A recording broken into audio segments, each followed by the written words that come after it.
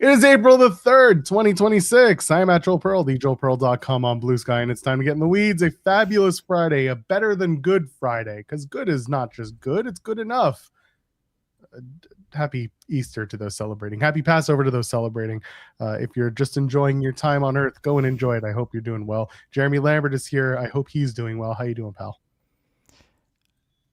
I'm doing well. Oh, wonderful. I'm glad we did it. I feel like I haven't seen you in like a solid week at this point. What's going on? Yeah. Wait, you didn't do the show Monday, right? I did not. Then, I did Tuesday for the first half because yeah, you were working on other stuff. yeah. I didn't do the show on Wednesday, and then you didn't do the show on Thursday as per usual. So yeah, this is our first full show together this week. Absolutely wild. Yeah. So what do we What do you want to talk about? Not much. You wanna I got the Wheatley here. Do you want me to get drunk and then we just scrap this episode? Because apparently that's what happens with a certain Cody podcast. Did they scrap one? Oh, Cody said they've scrapped 3 of them because he was too drunk. It was one with Biggie, one with Alexa, and he said he wasn't going to mention the third person because, quote unquote, she would go ham with it. And then Chelsea Green confirmed it was her. So I was going to say, yeah, that's Chelsea. So yeah, Cody apparently got too drunk on those 3 episodes, and they are never going to see the light of day. Apparently, they filmed them like sort of back to back style. So I can imagine because so he was on Brie and Nikki's podcast, and Becky was there as well, and they were talking about Brie being on the podcast, and they're like, "Oh, you're gonna be ready for like Brie mode and everything." And Nikki's like, "Yeah, when I did your podcast, like I came in right after Becky, and Becky's like leaving the bus and she's like stumbling out." And so I was like, "Oh, you guys must have had a good time." And then, it's my turn to do the bus. So I was like, wait, so they filmed those things in succession? No wonder Cody's sloshed as hell if he's just drinking the entire episode with everyone. So I guess Biggie and Alexa and Chelsea might have been, the third or fourth taping of the day, and Cody just couldn't go any longer after that. So yeah, those podcasts apparently never going to see the light of day, which is unfortunate because I don't know. I feel like Big E, Alexa, and Chelsea were probably very fun shows. You know what? I'm disappointed in Cody for all the talk of him being so much like his father, but also not at all being like his father. I guess that proves it. Cody, you got to handle it, buddy. You can't do that. You can't. You know what? I mean, if you're drinking, like those podcasts. In one of those interviews, he told the story he tells everyone he's never going to tell. He just stumbled out and said, "You want to know what happened in that other company? You want to know what happened? I'll tell you what. You want to talk about it? Let's talk about it." And then Trick Williams calls him up and says, "What are you using my line for?" I was like, "Bro, what's my line? Oh, what do you want to talk about? You want to talk about what happened in the other place? All right, let's talk about it." I'm really sad we won't get the Alexa Bliss podcast because Cody is like a big Alexa Bliss fan. He said this when AEW first started. He was like, "Oh, if there's like one person you could get from WWE," he's like, Alexa. And then he pulls out his phone. It's like, my ringtone is like Alexa's theme song. And so he just plays it. So like he like loves Alexa, and I just want to see them like interact, and I want him to pull out his phone and just like play the theme song and see what happens. And I want like Alexa's reaction to all of this. So I hope they do like redo that one, because I was like, oh, that seems like an actual fun episode. I mean, look, Cody's podcast is good. I like Cody's podcast. He obviously has a good relationship with all of them. He gets them to drink, so that's fun. I mean, the Cena one was whatever, but you can only expect so much out of the Cena one. Everything else was robots don't get drunk. Yeah. Everything else was good with Cody. So I hope he does redo them, and he should release the drunk ones Like, cut out anything you like really are mad about, or like, no, we can't do that. Like, cut that, whatever. But like, release it, and let's see the disaster this truly is. Release the Wheatley cuts. Yeah, release the Wheatley cuts. I want to see these. I can't believe that this boy he does not gimmick vodka. Like Jero's saying, Cody refuses to drink gimmicked vodka. Like, I get it, but also you got to handle your liquor, my friend. Just amazing stuff. I'm waiting for the time when they'll either release they'll release the Wheatley cut, and then you'll end up being like a 3-minute episode because it's just him off of it. I'll message Cody. Hello, Cody Rhodes. I'll tag Biggie, Alexa, and Chelsea too. That's a good idea. Please, I've been drinking. I've not. Please release the Wheatley cuts at Biggie. Oh my God, Twitter, and they're stupid. I just it's give worse me every day. Friggin' okay, just like, you know who I'm searching for. Don't give me the results of people that I would never in my life tag. It's the same. Oh my gosh, I hate this app. Oh, I haven't even ranted about they're charging $500 for Pro? For Pro now. Yeah, that's dumb. So like I pay for, I don't pay for it. Fightful pays for, like, I have the blue check mark because I like using Pro. Pro is TweetDeck effectively, except it costs money now because of course it does. So Pro is TweetDeck, and it was like $80 for the year. And I told Sean, I was like, look, this is how I'm so productive. Like it helps me a lot. Like, can I expense this? And Sean's like, yeah, like $80 a year. Like, it was whatever.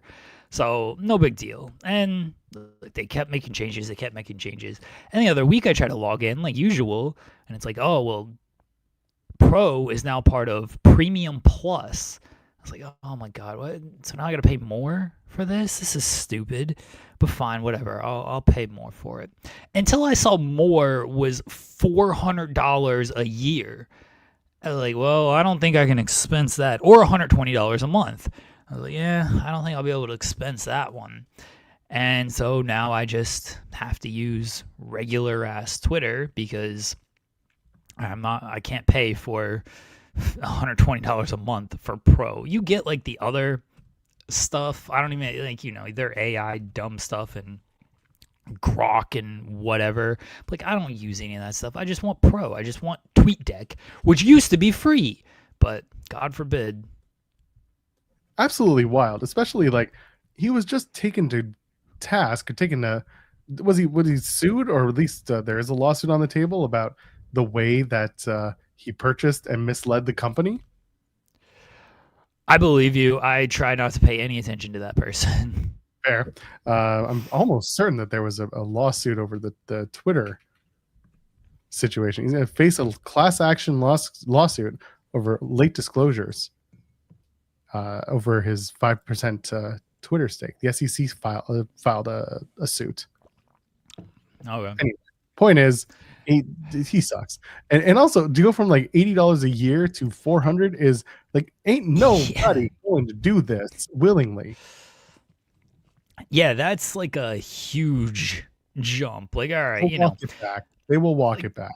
I hope so. I mean, just keep X Pro, just keep it part of the premium thing and not the Premium Plus. Like, it's so stupid that what used to be free is now $400 a year. Like, that's an absurd jump. Like, fine, you want to charge for your dumb AI and your dumb Grok and your dumb editor or whatever it is. Like, okay, I think it sucks, but I don't use that stuff, so I don't care. I'm not gonna pay for that stuff. TweetDeck was very essential for like productivity and everything, and the fact that it used to be free and is now part. It's not even like you can buy it on your own. Like, fine, you want me to pay for it on its own, and it's $20 a year. okay. I still think it's stupid, but fine. But like, I can only get it if I spend $400 as part of like this giant pack. Like, no, that's absolutely insane. I don't even think the trolls will pay that. Like I see Yeah, Scott's comment, like yeah, that's a lot of money. Like, again, this is an $80 a year investment that is suddenly turning into a $400. Like that's a steep yeah, that's a mark. big jump. Like, we're used to price hikes, right? Like, Yes, Fightful Select would never do that. But, you know, Netflix raises its prices, Hulu raises it. Like, it all raises it. It's like $2, $3, maybe 5, which is still like, it adds up, especially when you're doing it every year or every 8 months, whatever. Like, it definitely adds up. But to go from 80 to 400 is not like a minor increase. That's like a 300%. Oh, pause our finish for better math than five me. times. Yeah, yeah, it's a 500% jump. Like, that's insane. No, the moment I was on auto renew, the moment I saw that increase, I immediately canceled. I was like, nope, you are not charging me. My thing wasn't up until August anyway, so I had some time, but I immediately canceled that, and I'm like, nope, I have no reason to pay the $80 if you are not including X Pro, because I don't care about the other stuff. It's like, oh, you get paid to tweet. Oh, you get the check marks. Like, I don't tweet enough. I don't do enough like engagement bait stuff to make any money off of my tweets. I don't care about the stupid check mark. Editing my tweet, I don't care about. Like, I don't care about any of that stuff. I literally just had it for the X Pro. And now, not so much. Yeah, now I don't. If y'all know like a tweet deck kind of alternative, please let me know. That would be I think helpful. I think one was passed through the Slack chat at one point. Yeah, Kyler had that one. It's basically the old version of TweetDeck, which is good. You know, I used it for years.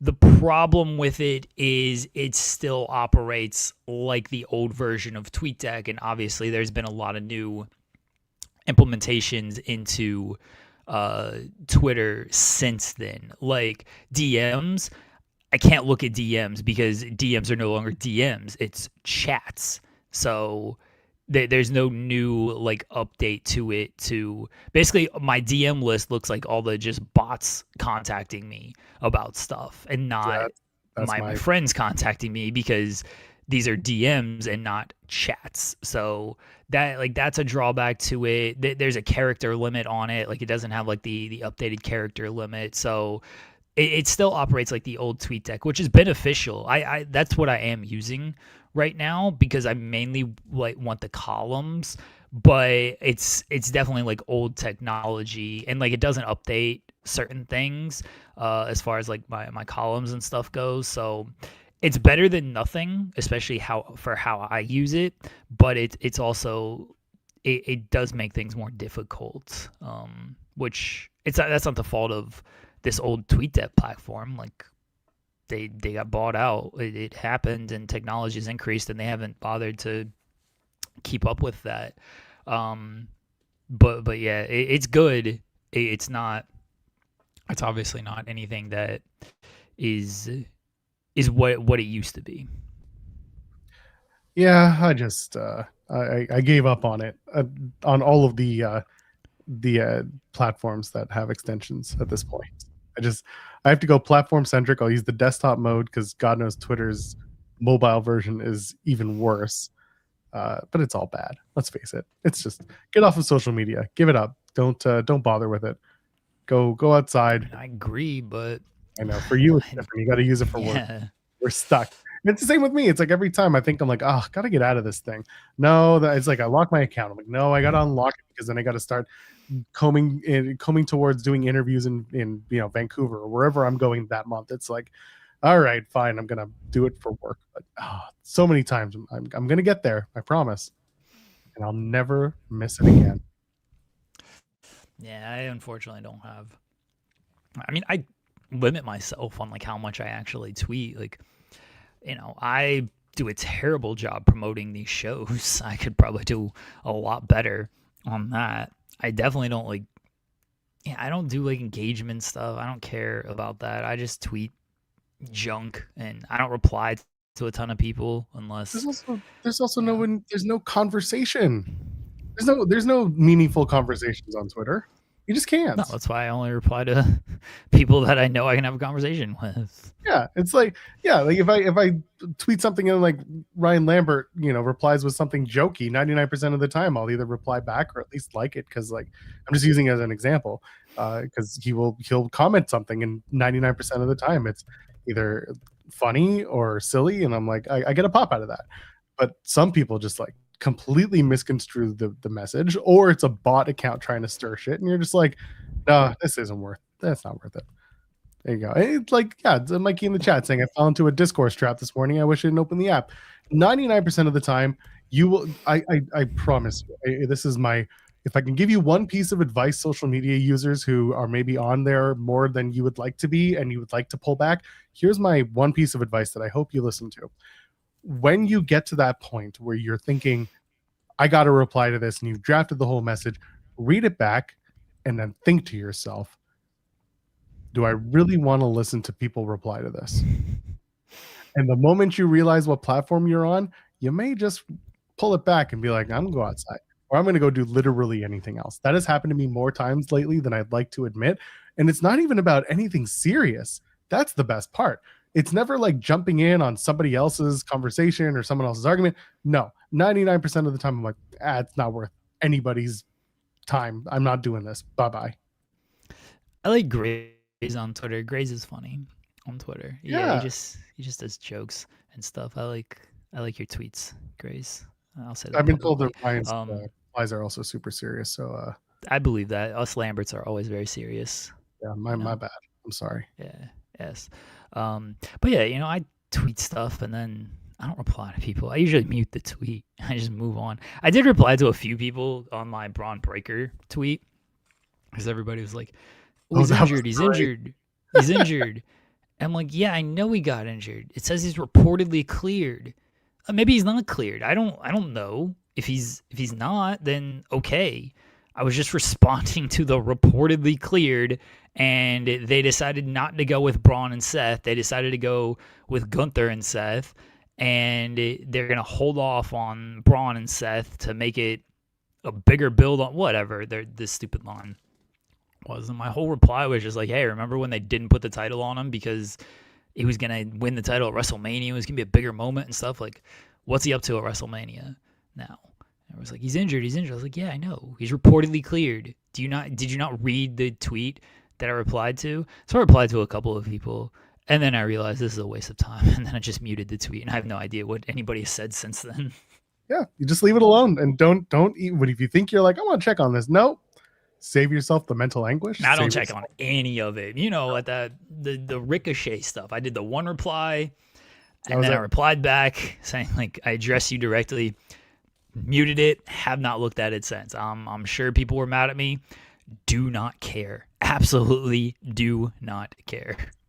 I for those who followed the Sean saying come on the show, talk about it saga, the fact that you see nobody except for the one person who takes him up on it, that's all you need to know about who you need to reply to. Not those people, because they are not serious. They do not care. They are just miserable. So why be miserable with them? You're not in that tank. And if you are, hopefully you have the resources to get out of it because clearly those people don't have those resources. Yeah, Grace saying my reply got 5 likes. Time to mute it. Mine needs to be anytime Sean retweets it, I'm going to mute that son of a bitch. Yeah, right? mute it. Yeah. I'm surprised last night. Well, I mean, listen, I kind of get it because it was Collision and Impact. I had tweeted out, we're doing a TNA Impact and AEW Collision post show tonight. I'm Fightful overbooked. I'll just drop this image here, and it's the image of the two guys on the train or on the bus. And one side light, and one side is staring at the mountain. And I didn't tell you which one was which. And I was expecting someone to be like, "Oh, this guy hates his da da da da," and I would be like, "No, man, choose your own adventure." Impact was terrible, by the way. So there you go. Wow. A TNA hater as usual. Oh, brother, we got through my TNA post-show review real quick last night.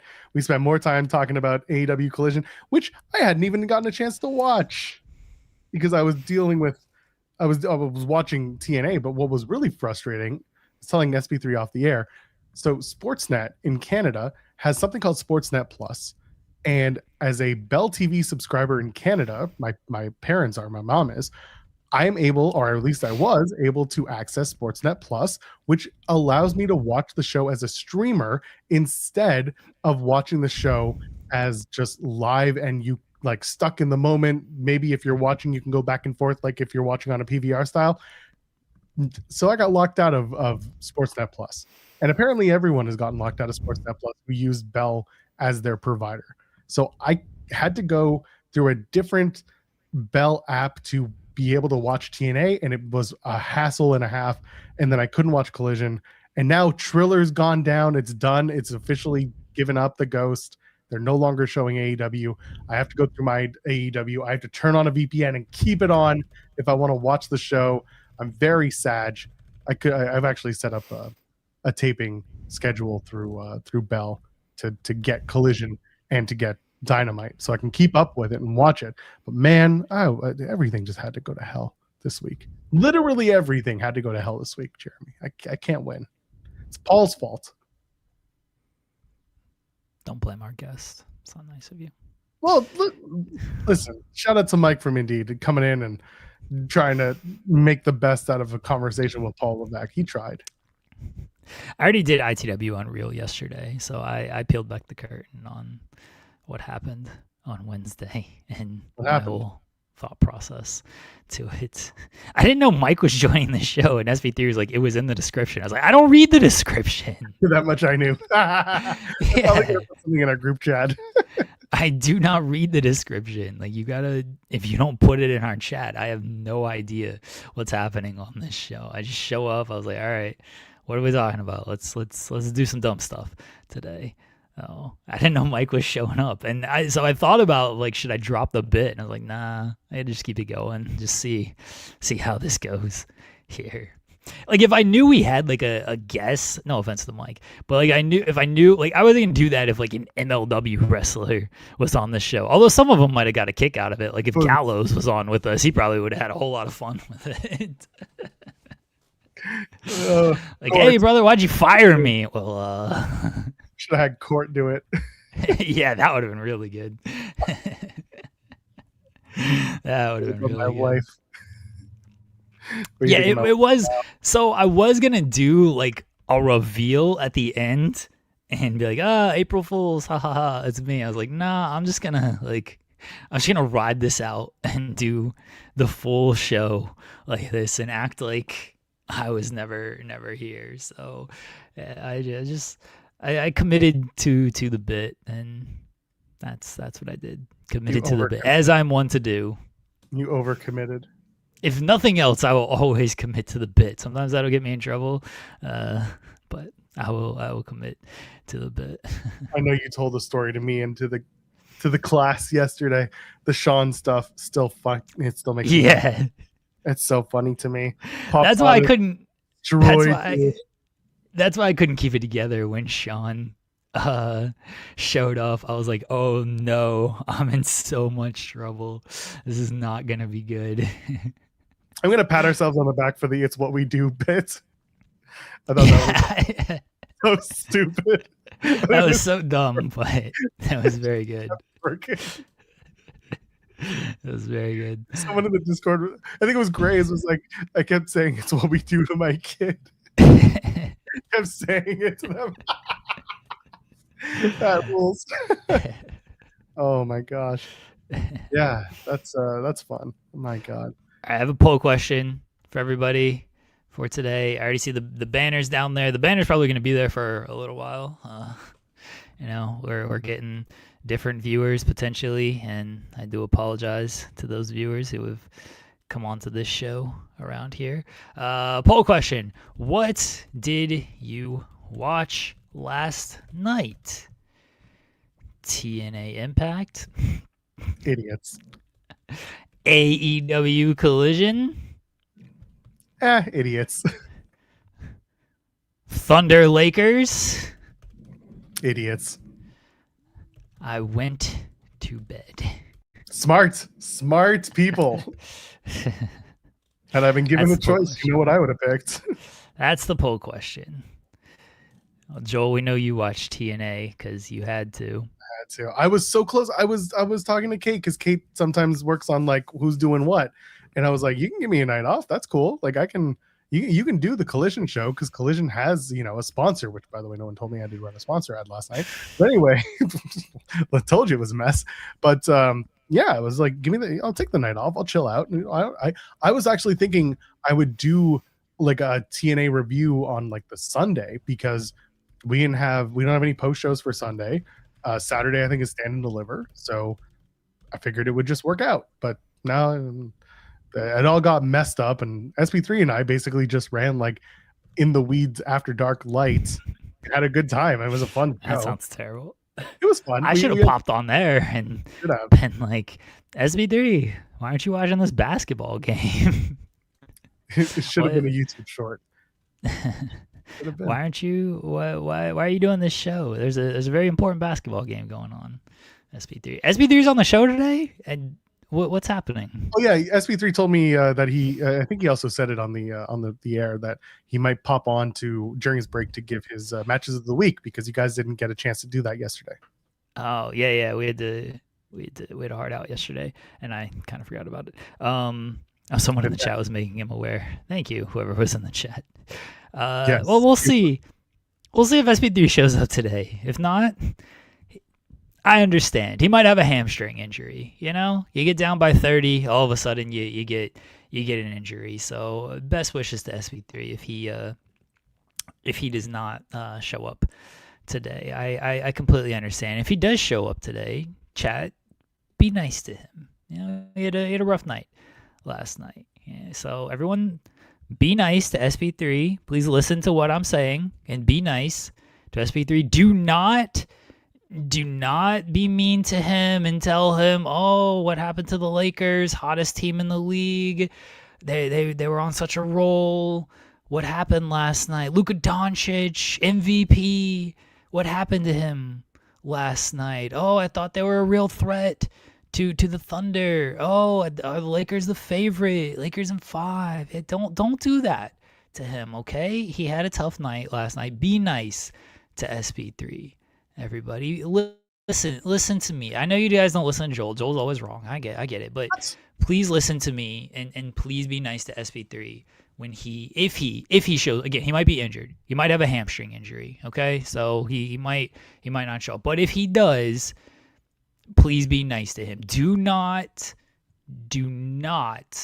whatever you do today, do not bring up how the Thunder beat the Lakers once again by 30-plus points for the second time this season, and how they got to get that team the fuck out of here. Get them off my court.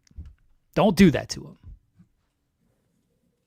Does he still do sermons? He hasn't done any this year because, there's been some cases where he could, but, they're just in, third, and they're, 10 games behind the Spurs and the Thunder, so it's oh, what are we doing? Zeno Hour, you especially. I know SP3 is very, very mean to you. You especially do not be mean back to SP3. You're better than that, Zeno Hour. Do not be mean to SP3. Zeno Hour. He'll probably ban you if you do. So. I was going to say, he'll do something that we can't really reverse easily. Yeah. So fair warning. Does he have those controls? If he doesn't, well, he probably does, actually. Yeah, SB3 can put him in timeout at the very least. I know no, he doesn't. Before. He can because he doesn't have. He has the login because I didn't have to give him a link yesterday. Yeah. So he probably will ban Zeno Hour, but just don't do that. Don't do that. Just Zeno lay Hour. low. Yeah, be nice. Be nice. Don't be antagonistic. No, don't do that. Hey, he might not show up. He might be injured. It happens. It happens when you're playing well, when everything's good, you show up or you're popping off and stuff. But when you're down big, you get hurt. It happens. It seems to happen a lot when you get down by 30. You just get hurt. Sens won last night. Currently in a Did wild they? card position. They did. They beat Detroit. Oh, nice. That's a good one. That wild card spot is absolutely I nuts. love the East. It rules. Oh God, the fact that they are barely in the Red Wings, the Jackets are all tied at 88 with the Sens. The Flyers are right on their heels at 86 points. The Caps have 85. So like those 5 teams are going to be all over each other for a wild card spot. It's absolutely bonkers. I don't know what's going to happen. I mean, the Leafs have been mathematically eliminated from the playoffs. Thank the Lord. Like a month ago. I think the official word was the game that they just lost, made them eliminated. Yeah, I know, like the official word, but Yeah, like you saw they were on been the out. down. Then they fired the GM, which I don't think surprised anybody. But here we go. Woo! Everyone's coming back for the Leafs. Yeah, I mean, I have no ties to the Leafs. It's whatever. I was lost to the Canucks the other night. Embarrassing ass lost. Absolutely embarrassing. It's an embarrassing loss to take. Were they just messing their guys or what? No, we were just bored, and like our goaltending was bad, and like we gave up 8 goals. Like, how do you give up 8 goals to the Canucks? Night. Yeah. You're gonna blame it on bad sushi? Like, what are we doing? Like, it was bad goaltending, bad defense. It was just like nobody was good. It was because we just beat the Flames like 8-2, and I think we were just like, oh, okay, we'll just steamroll this team, and so we just didn't come out and play hard and everything. Like, and I think we got a little too just like, oh, we're 6 points away from clinching first. Like, this game doesn't really matter. Like, it's fine. And yeah, Bednar ripped into him after the game. He's like, we're about to bag skate everyone tomorrow at practice. So good luck. Yeah, it was not a good effort. We play Dallas tomorrow. If we win that, like, I still think we'll win the division regardless, because we got to get 6 points in like 8 games, which shouldn't be too difficult. We have 2 more games against the Flames as well. But I would have thought like, oh, well, we game against the Canucks. That's an easy 2 points, and we didn't get those points. So I imagine we'll still get the division. But that was still an embarrassing loss. I was like, what is this team doing? Why are we like this right now? It's not like there's anything in Vancouver that would like prohibit them from doing well. It's not a town of excess. It was just a bad night. Like, can't really defend it. Like, we didn't play any defense. We just decided like, we're just gonna, it's fine. We'll score 8 goals and be okay. Like, we scored 6. You should probably beat the Canucks if you score 6 goals, but not if you give up 8. So, you know, it just wasn't a good night. And what can you do again? I think we'll be all right. We'll get the division. It'll be, and then we'll be able to rest some guys down the stretch. Like, Thunder in a much bigger race with the Spurs, because the Spurs just never lose, and I just assume they're never going to lose again, which is annoying. But credit to them. That's a good team. Well, we have, speaking of Vancouver, I'm there next weekend. That has snuck up on me. I got to admit. Yeah. Did not expect, because I kept thinking that it's this weekend. I thought I had another weekend, and then I was out, and then I was taking my mom to the train, and I looked at the calendar, and I'm like, oh, I'm gone next Saturday. I leave next Saturday morning, and yeah, that's gonna be a trip. But at least the card for Dynasty is built out. There's still like 15 more matches to be added, but you know, they added a bunch on Collision last night. They got a 0-hour match to get you excited to go early for that event, I guess. But I thought a random ass 0-hour match. I was mentioning it last night when we did the review. It's both a problem and also a bit of an understandable situation that they are completely reconfiguring the women's division because the plans with Toni Storm got blown up, and they lost her at a time when they had plans for her to be in the top spot. And now that seemed to have domino affected most of the mainline storytelling. And as a result, you're getting, Tekla and Jamie Hayter, which I don't think the outcome is in doubt, but the expectation for the match is now higher because, again, I talk about this all the time. A really great hot story means that the wrestlers don't have to work as hard to get you invested, which again, wrestlers in AEW typically are going to do that. They're going to go hard, and that's part of the AEW charm. Like, it's part of the way people get hooked. However, this is just one of those times where like Tekla and Jamie have to tell most of their story in the match, despite having a bit of a history. And on the other side of that, you've got the Alex Windsor and Marina Shafir match, which, yeah, like Jeremy said, was just kind of like tossed together, and I don't know why, but they're doing it. And the rest of the women's division is just kind of like in this sudden rebuild because Toni Storm is out for the foreseeable. It's very strange, but again, the matches are going to be great. It's sometimes the storytelling is not on par with what we expect to get the matches to it. You know what I mean? Thekla and Hayter I'm okay with because there's history there. I mean, that's how Thekla debuted and everything. So I think that's fine. I understand it's a pivot because of the Tony stuff, but or at least allegedly, reportedly.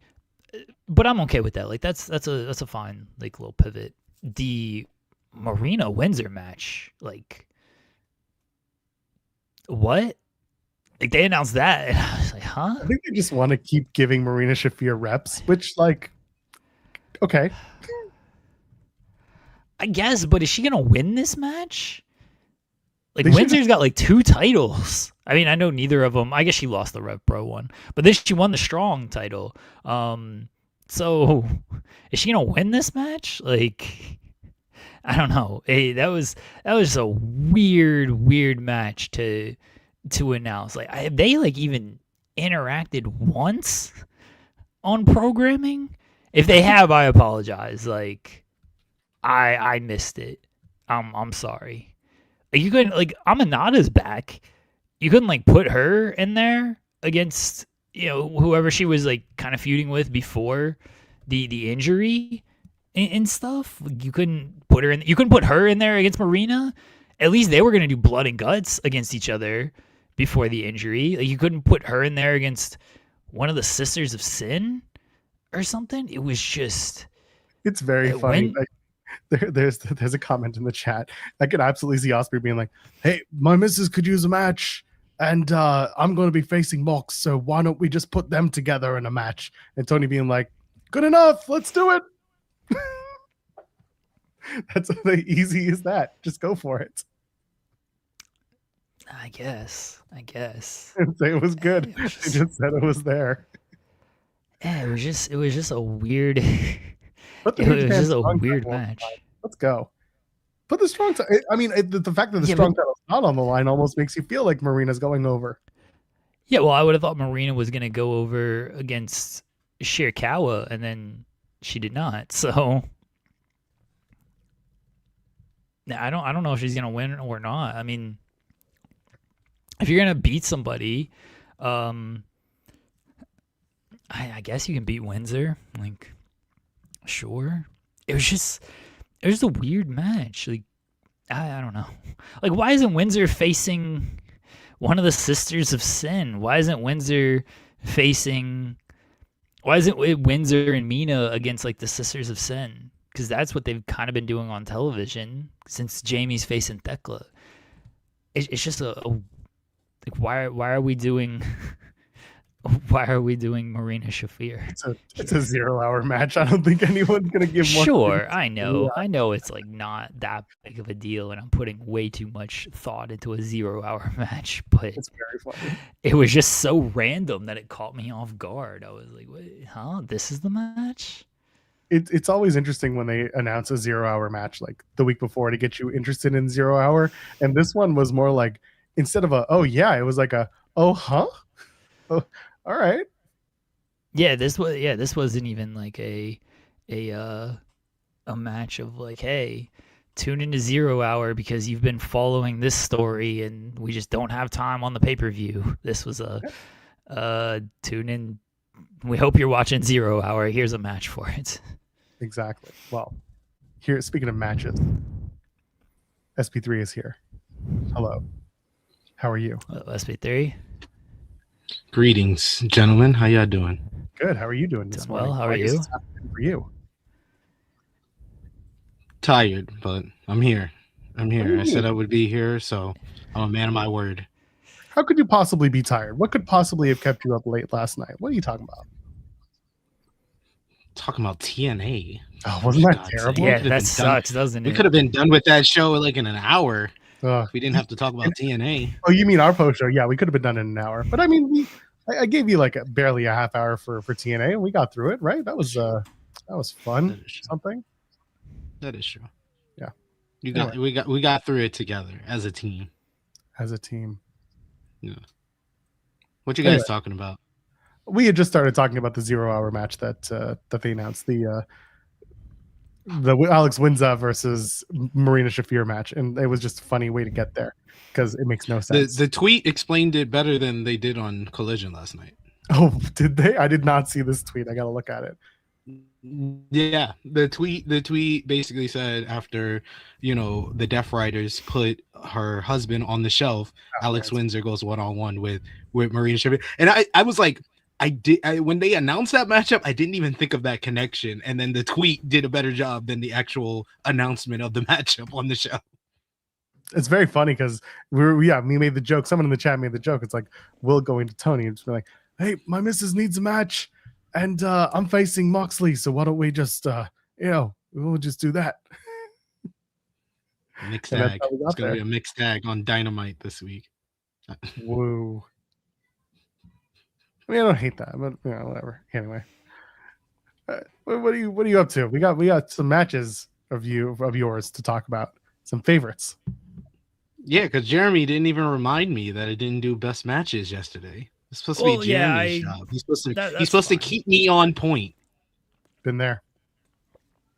I was running point like Bronny James did last night. I'm sorry. See, this guy want to go there. I didn't come to talk about basketball. I can leave. If you want to talk about basketball. I told everybody to be nice to you today, SP3. I know it was not great last night. So, you're kind of. Hey, I don't care about the loss. I care about your awful Oklahoma City fans. Oh yeah, we don't claim him. We don't claim that fan. Yeah. Being rude. Yeah, being rude when someone gets injured. Yeah, that wasn't nice. I agree. I'm not. Shout out to Austin Reeves for telling a fan off. Sometimes fans need that. Yeah.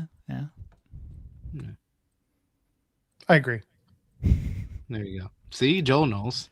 Joel, expert on NBA basketball. Can confirm. Yes, that's right. The Toronto Raptors and so on and so forth. The Vancouver. What type of question is that? What are you? The Acho guy who jumped on the bandwagon? Acho, who's been saying that Luka Doncic is the MVP for weeks, and then all of a sudden, when we lose to the number one team in all of the NBA and we get smacked, he's like, "Oh, the Lakers are imposters now." Imposter. Even Kendrick Perkins, of all players, Mr. Flip Flop himself, had to call out Acho for that ridiculousness. Well, yeah, all these guys suck. I've been telling you this. No, you also be honest. Yeah. But I mean, Tim they were Team pushing, Laker is a real one. They were pushing the Luka agenda. You were pushing the Luka agenda a little bit yesterday. Yeah. So. Oh yeah, it was. Yeah. That's it. But I wasn't pushing it like them who saying that he deserves MVP. I literally admitted I think he's top 3. Yeah. He leads the league in scoring. That's a big deal. He didn't score much last night, but he leads the league in scoring. Yeah. He hasn't really scored much at all. Why are you bringing this up? I can leave. If you want me to leave, you can just ask me to leave. I mean, you took a shot at me. You blamed me for the matches thing. So it's just. How was that? How was that taking a shot at you? How was that taking a shot at you? You didn't remind me. I always remind you of stuff. I don't have a good memory. You know this. My memory sucks.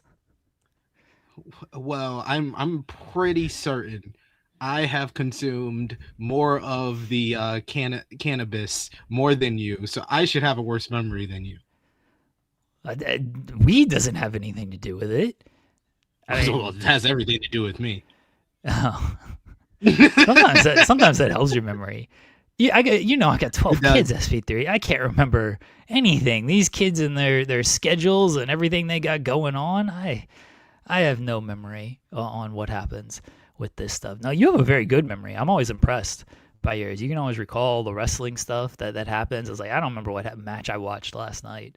Honestly, I was like, what happened on Collision last night? Who did Tommaso Ciampa wrestle? Ace Austin? No, that was the other week. That was Saturday. It was Juice Robinson last night. Juice Robinson last night. See, I don't remember any of this stuff. You can't count on me to remember stuff, SP3. You know this. I was about to be quick on the trigger, but it's not my day to be in the weeds. I'm warning you one more time, Acho. Say one more thing about the Lakers, and you'll be sitting in that goddamn corner facing the wall for 5 minutes. Chad, I told you to be nice to SP3. I told you to be nice to SP3. He did ask that. It's true. Thank you. Appreciate you for that. See, you're a good friend. Thank you. I didn't want him to, it's at the end of the day, it's a regular season game. It's a meaningless regular season game. Exactly. Like it's whatever. I was happy to win, but who cares? I'm happy for you. Game. I also didn't was like, oh, we're gonna face them again, so we got another shot. So yeah, I mean that's another meaningless regular season game. It's also not gonna look good for us if Luka Doncic is out for the rest of the season. Yeah, that's the thing. We kind of had this discussion yesterday. And look, I could eat these words. That's completely fine. I'm less worried about the Lakers than I am the Nuggets in the playoffs. Like, I would rather face the Lakers in the playoffs. I kind of think 2 30-point blowouts proves that I would rather face the Lakers than the Nuggets in the playoffs. So if the Lakers fall to 4, I'm like, oh, now we kind of need the 1 seed. But if the Lakers stay at 2 or stay at 3, I'm like, all right, if we drop to 2, it's not the worst thing in the world. Yeah, it's my decision. I'm gonna let the 30-point blowout line. I'm gonna let that slide. I'm gonna let it slide. I know you're happy. Congrats. I'm being honest. We've beat them twice by 30 points at this point. Like, there were 2 games in meaningless regular season games. Keep that same energy. They are meaningless regular season games, but they were still 30-point blowouts. Look, do I think what happened the last time that the Thunder faced Luka Doncic in the playoffs? Why do you keep you talk about meaningless stuff? I'm just saying. You talk about meaningless stuff. I'm talking about stuff that matters. It's playoffs. I'm sorry. You're talking about 2 years ago on a team that no longer exists. How is that more relevant than? I just asked a question. The playoffs. I just asked a question. I didn't say it was relevant or not. I just asked a question. Yeah. Okay. You know what? My question. They lost to him. Oh, okay. Yeah. What's happened in the 3? What's happened in the 3 games this year with Luka Doncic and the Lakers? I was just trying to clarify. I did warn you, Ocho. I'll admit. I did warn Acho. I will say this, SP3. I will say this, and I say this with all sincerity, all seriousness on this. If PJ Washington shoots 50% against the Thunder in the playoffs for the Lakers, we will not win. We won't win if PJ Washington shoots 50% from 3 against the Thunder. PJ Washington is a weird way to say Rui Hachimura. That's our PJ Washington. I'm not talking about. Well, Rui Hachimura wasn't on that Mavericks team. He's the equivalent. He's the equivalent. But we were talking about things that don't matter or hypotheticals. I just asked a question. I'm making a statement. I'm making a statement. You've changed the statement. I'm just asking innocent questions here. I know, and I'm just making an innocent statement. I didn't even come to talk about basketball. You brought up basketball. I didn't bring up basketball. I'm not here to talk about basketball. I did, because Casey Wallace had Bronny James in hell last night, and that was coaching malpractice to put Bronny James into that game. You see this, Joe? You see this harassment that I have to deal with? This is my day off. I came twice on my day off, and this is the type of harassment that I have to take. I just calculated that I'm going to spend 37 hours in Vancouver. Anyway. Go see a Grizzlies game. Oh, my bad. Wrong decade. No, they need to move them to Nashville, is what I've been told. Yeah, LeBron did say move to Nashville. That was actually very funny. In Memphis is boring. LeBron's out here just trying to move teams. Very funny. I mean, successfully, man's gonna end up in Vegas, so who cares? He's gonna end up owning part of that team when he retires. Probably. All right, you have matches of the week, SP3. I do. That's what I came here for. All right. I can give y'all 5 or I can give y'all 10. Since it's a special day, I'm gonna give y'all 10. Okay. So number 10, I went with Arai versus Watanabe from the Tokyo Joshi Pro Grand Princess event. Did you watch that yet, Jeremy? No, I've not watched the Tokyo Joshi Pro. I've only watched the Joshi Legends Inspiration win. That's it. You should have watched Panda. Andreza. Yes, I do have to. Panda. I do have to watch that. I like the weekend is when I can maybe catch up on stuff. Fair. It happened on the weekend too. I'm just saying. Well, this upcoming weekend. This was the main event for the Princess of Princess Championship. Really great matchup, good psychology, a lot of submission work from Arai, and Watanabe is like one of the strongest pound for pound women in all of wrestling. I gave that 4 1/4. A lot of 4 1/4 and 4.5 star matches on my list here. Number 9, we got Arabi X and Taiji Ishimori versus Dangerous J and Francisco Akira from yesterday's Road to Sakura Genesis Junior Genesis show. Just a fast-paced junior heavyweight tag team matchup. I've said it to Jeremy multiple times. New Japan Pro Wrestling has become the tag team promotion. Like most of the best tag team matches of the year have come from New Japan Pro Wrestling, and this was another great one. Not on the level of like the previous ones from New Japan, but definitely another great matchup from Robbie X and Taiji Ishimori. 4 1/4 stars for that. Then from Dynamite, I got Kenny Omega, Brody King, Jack Perry versus The Demand. I gave that 4 1/4 stars. Just a banger trios matchup, the prototypical, as they say, AEW party match that had that that got that Winnipeg crowd that was so throughout the night. They got them into the action, chanting "This is awesome." Speaking of Dynamite, at number 7, got MJF versus Speedball Mike Bailey. The main event from Wednesday's Dynamite. Great match. Another Speedball. Speedball's become one of the most consistent and reliable in-ring performers in all of AEW. And I love when a heel world champion that is known for his shenanigans and tricks wins clean. That's all he needed to do on this episode to prove that he can win clean, because he's going to use all his shenanigans against Steph Omega come Dynasty. Number 6, we got Shishihiro Hashimoto versus Manami from the Sendai Girls show last weekend. This was a fantastic match. I gave this 4.5 stars. Hashimoto on the low is low key the best women's wrestler in the world. She is just an absolute beast who just beats the crap out of everybody. Very Kenta Kobashi coded for the Joshi scene. She's just the giant, the monster of women's wrestling out in Japan, and definitely go out of your way to see all of her matches. She had a banger with Danny Luna, as we were talking about yesterday, Joel.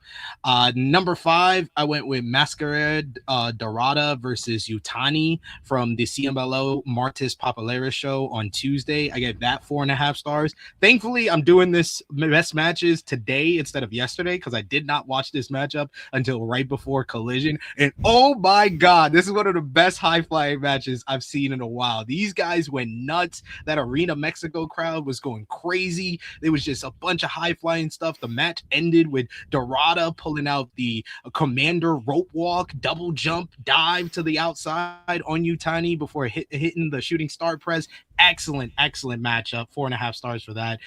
Then number 4, I know Xeno Hour will be happy. Laredo Kid, TJ Perkins, Jack Cartwheel, and Dragon Lee from the AAA Reina de Reyes show on Saturday. Just an awesome 4-way matchup. And Jack Cartwheel was an absolute superstar. He should have a WWE contract by now. 4.5 stars for that.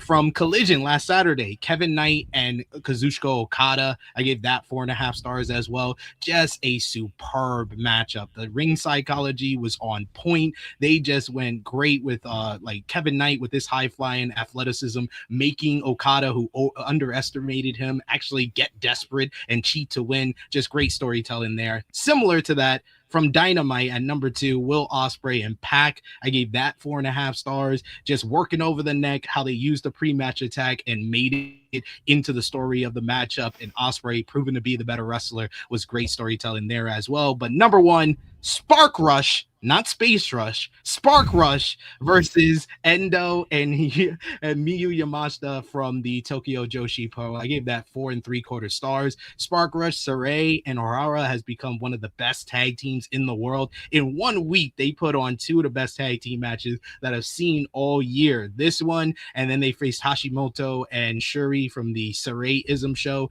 the week prior. They have just been delivering over in Japan with great tag team wrestling. And this right here was a tremendous bout. Arisa Endo, I did not know her. I knew her the least out of the 4 competitors in this matchup, but I became a fan of her. This was an absolutely magnificent underdog babyface performance where Sarai and Ohara basically treated her like she was an inconvenience compared to Yamashita, and she just kept fighting from underneath. That crowd in Japan rallying behind her and putting on that kind of spirited effort before she came up a little bit short. Great match. Definitely the best match of the week.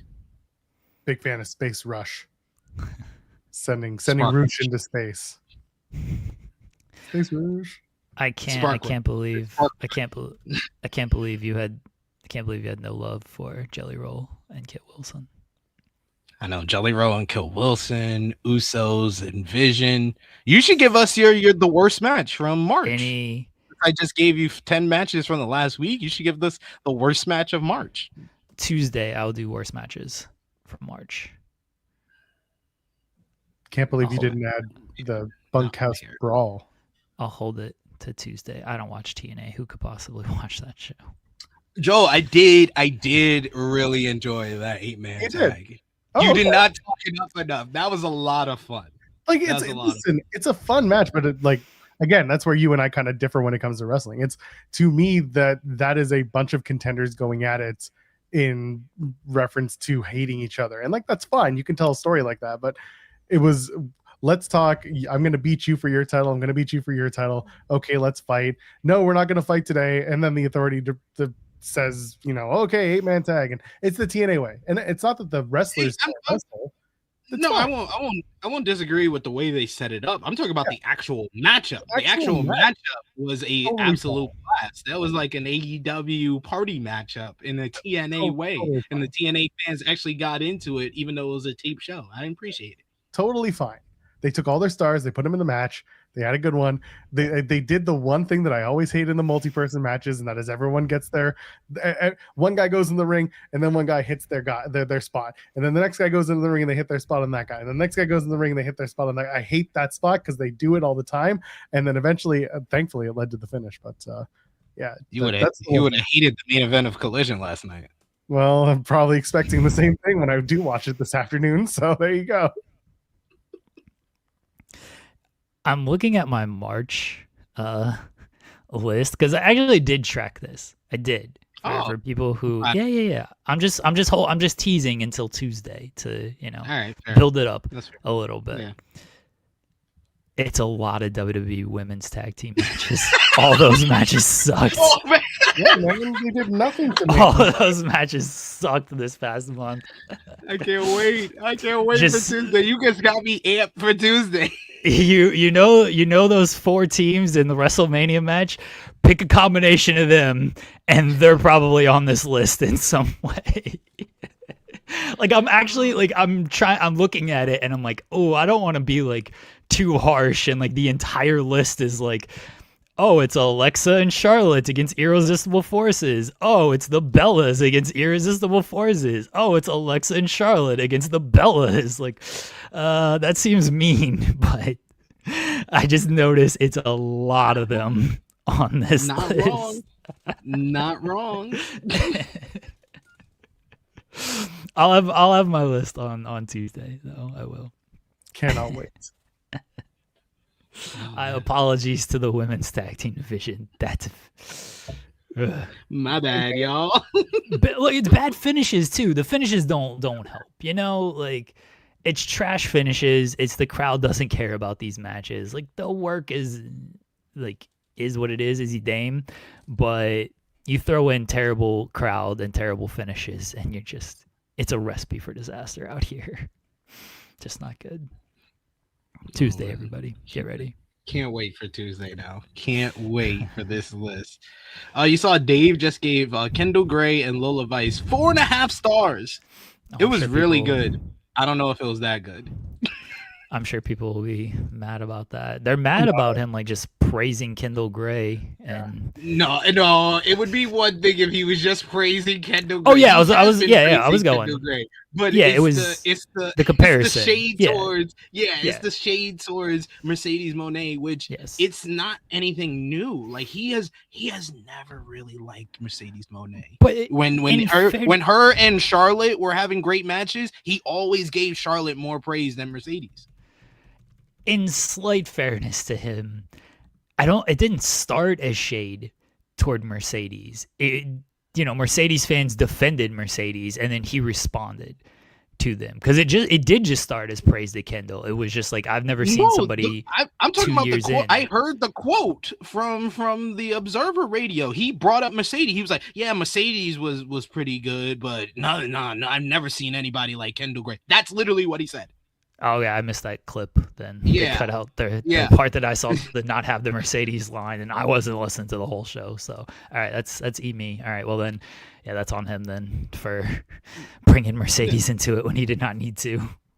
He did not need to. Like he has been good with just praising Kendall Gray, but he had to mention the person that a lot of other people would say was the best at this, from the United States. He's saying that she's going to be the best women's wrestler to come out in the United States ever, and he brought up Mercedes, and that's why the Mercedes fans have kind of jumped him online. Well, yeah, you can't.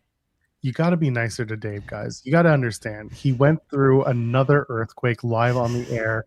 It really rattled him, including his brain. So just be cool with Dave. He knows not what he speaks. You can't just bring in Mercedes to the conversation and not expect, Especially on his level, because I made the joke last night, and I made it very clear that it's a joke, and I'm not serious about, who was it? SB3, you and I were talking about it last night on the show, and I made the joke about Mercedes going and doing the indie run, dropping all the titles back to the people that she lost them to, which is not the case, and we talked about that, but I forget what the comparison was, but it's just silliness. You can't just talk about it. You can't bring in Mercedes. The crew is different. They're built different. Like you just can't. Most of them like me. I think like at least the people who I know ones that are normal, they like me. I mean, I was gonna say something. I was like, no, you're right. All of them are normal, Joel. What do you mean the ones that are normal? All of them are normal. All of them. Yeah. Nope. Some of them won't claim each other. It's okay. We can sow seeds of division in this chat. It's okay. Sometimes you have to fight them from the inside to get what you want. It's just they're different, man. I think Tall Driver Finishers got it. You just have to admit she's one of the best, and they'll be tame.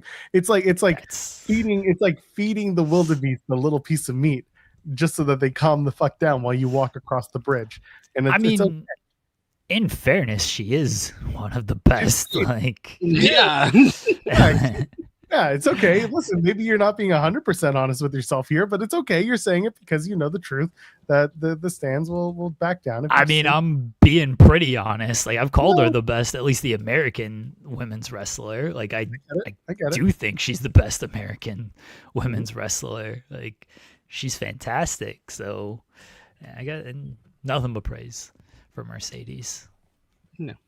And I've been a fan of Kendall Gray way longer than Dave. Yeah, you should claim Kendall Gray over Dave. Honestly, we need someone better to represent Kendall Gray than Dave. I should put the straps down. Straps down. Let's go, Kendall Angle, the best in the game. I am selling some stock because I have all the stock, so I will sell them. I did sell a share to Dave, and he went ham with it and got a lot of enemies as a result. So and then he can never take the L. He can never just leave it alone. No, that's what I love about Dave. He's never wrong. I do love that about him. He's never wrong. I do love that. Yeah, he's just like, no. What do you mean? I'm right. he's so wrong, or he's always correct. I do love that about him, is that he's just like, nope, I refuse to admit that I've gotten this. Like, he can get like a story wrong, and it'll still be like, nope, like, Nope. he will instead like Old.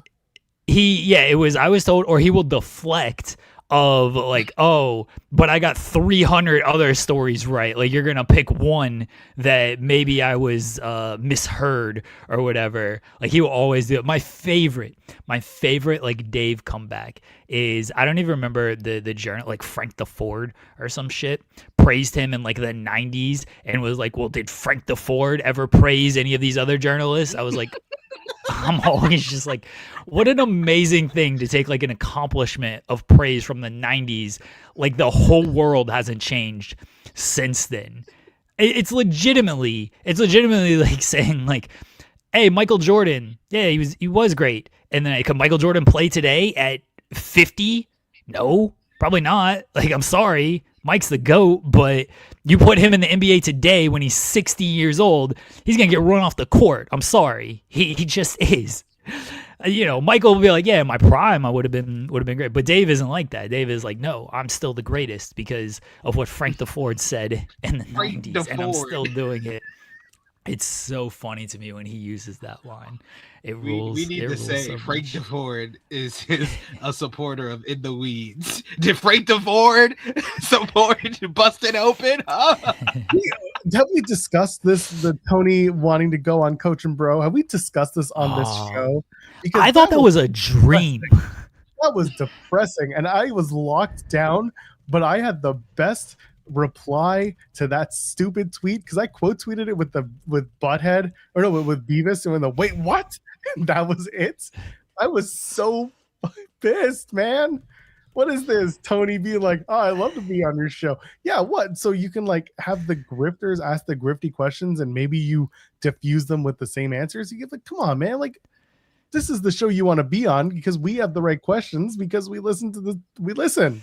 Period. End of sentence. It's, I get what Tony's doing of like, yes, let's turn haters into supporters and everything, but you're not gonna like quote unquote win with that audience. He's gonna do it, and they're still just gonna bash Tony. I don't like it. What? The next day they're gonna just talk shit about it. Yeah. Like I don't like whatever. It's Tony's call. I think it's just kind of dumb if he does it. Tony, he says he's gonna do this show, and I don't think that's ever going to happen. Tony, you just be like trying to play nice around here. But I truthfully just think like it seems a little to me. This is why like I wasn't like upset. I legitimately thought it was a dream. Like, my wife told me about it the next day. I was like, oh, I thought I like dreamt that I read that on the timeline. I did not think that was like a real thing that actually happened. But the part that just gets me is like these people have just like bashed you and criticized you and like said honestly like vile things about you and your company and everything. And now because reasons, it's like, yeah, sure, I'll like go on your show and stuff. And it's like these people don't actually like care to get like a truthful answer or to have like a real conversation with it. And like rewarding people like that because maybe you want to like try to disarm them, kill them with kindness, whatever it might be, just seems a little like there's people who like actually do give fair criticism or do appreciate the things you have done, and it feels like you should maybe, give them some shine instead of, and I'm not talking about specifically us, there's a lot of people, but like give them shine over people who are clearly like, one, who don't need it because they've already like they're well established and they have their audience and stuff, and two, who like don't actually like appreciate something like that and don't actually like care to have that and are literally just using it as a potential gotcha moment or a grifting moment, honestly. Yeah, it's so true. I saw that and I was just like, I hope he's not serious. I hope he's not serious because No, they will just use that appearance against him in the long run. They'll go and like one of two things will happen. They'll have a perfectly pleasant conversation because they'll act normal for a change and drop the grift, and they'll have like an honest to God. Because again, if JCW, if Juggalo Championship Wrestling is doing as well as it is, and Russo's part of the show, then like clearly he's putting on some sort of shitty, stupid persona on his show, and then doing JCW and coming off pretty likable. Because by all accounts, the experience doing JCW is a pretty good one, and not that. Like Russo's not in charge of anything, but like he still has to interact with people there. So there's clearly like some sort of disconnect. I'm not gonna be like, oh, Russo's clearly a good guy. No, I don't think it's that. But I think like he'll turn it up when he needs to be antagonistic, which is a shitty thing to do. And I hate it that people think that that's the way to get their points across. You know, I'm playing a heel. You're not. You're not. You're being an asshole. But anyway, they'll drop the act. They'll have the conversation. They'll ask the questions, and then after that, like they'll either be like, oh, he's actually a pretty good guy, and then they'll make they'll make quips about it and backhanded compliments, and then they'll go back to doing the stupid show, or they'll do what Pile Driver Finisher says, and like, we tried to give him booking ideas and he didn't take any of them, and they'll become a whole clown show all over again. The part that gets me is like these people, Russo specifically. I don't know about Coachman. To me, just grifts online. I don't watch these shows. I do not care about these shows. I only know about stuff they do because people send it to me or they tell me about it. Russo literally like has us on screen, has Sean, has Denise on screen, and is like making fun of them and their opinions and their looks and the way they talk and everything. And it's like, these are the people like you really want to associate with, even if you're just doing an appearance. Like, these are the people like you want to essentially reward for when they do this kind of stuff. Like, really, like, I know he has respect for Sean. I know he has respect for Denise. He says he loves the work we do and our dedication. Yeah, shows in his appearance in the show. And like you really want to associate with somebody who has literally like talked bad about not even just bad about us and like our opinions and the work that we do and stuff, like not even just making fun of us for like our making fun of us for like the Janelle Grant stuff and like defending Vince and everything over that. Like, these are the people you want to appear on screen with and you want to associate with and you want to give some sort of shine to into a podcast episode with. Like, to me, that's just like, really, come on, you're better than that, Tony. Like, you're better than that. Like, these people don't deserve your time. Like, they just don't. Like, to me it's a bad look. It just is. Yeah, I'm willing to go as far as that does more damage to the hot streak that AEW is on than Chris Jericho coming back. I would go as far as saying that, because everybody and their mama in this chat and in the True Hill Heat chat was saying, "Oh, Chris Jericho is gonna ruin the hot streak," doing stupid stuff like joining Vince Russo and giving any type of spotlight to Vince Russo and Coachman and all these grifters. It does no help to AEW at all. It does more damage than it helps it, to me. Yeah. But that's just one man's opinion. I do have to go back to work, but I appreciate spending some time with both of you guys and the chat. Appreciate Jesse. Well, 99.9% of the chat. Well, 99.8%. And 8 today. Yeah. The haters are out for SP3. All two of them. It's tough to hate SP3. It's tough. I get it. Oh no! You'd be surprised. No, I believe it. But like, I love you. New York an opinion, and they will find a way. Don't you worry. Love you, pal.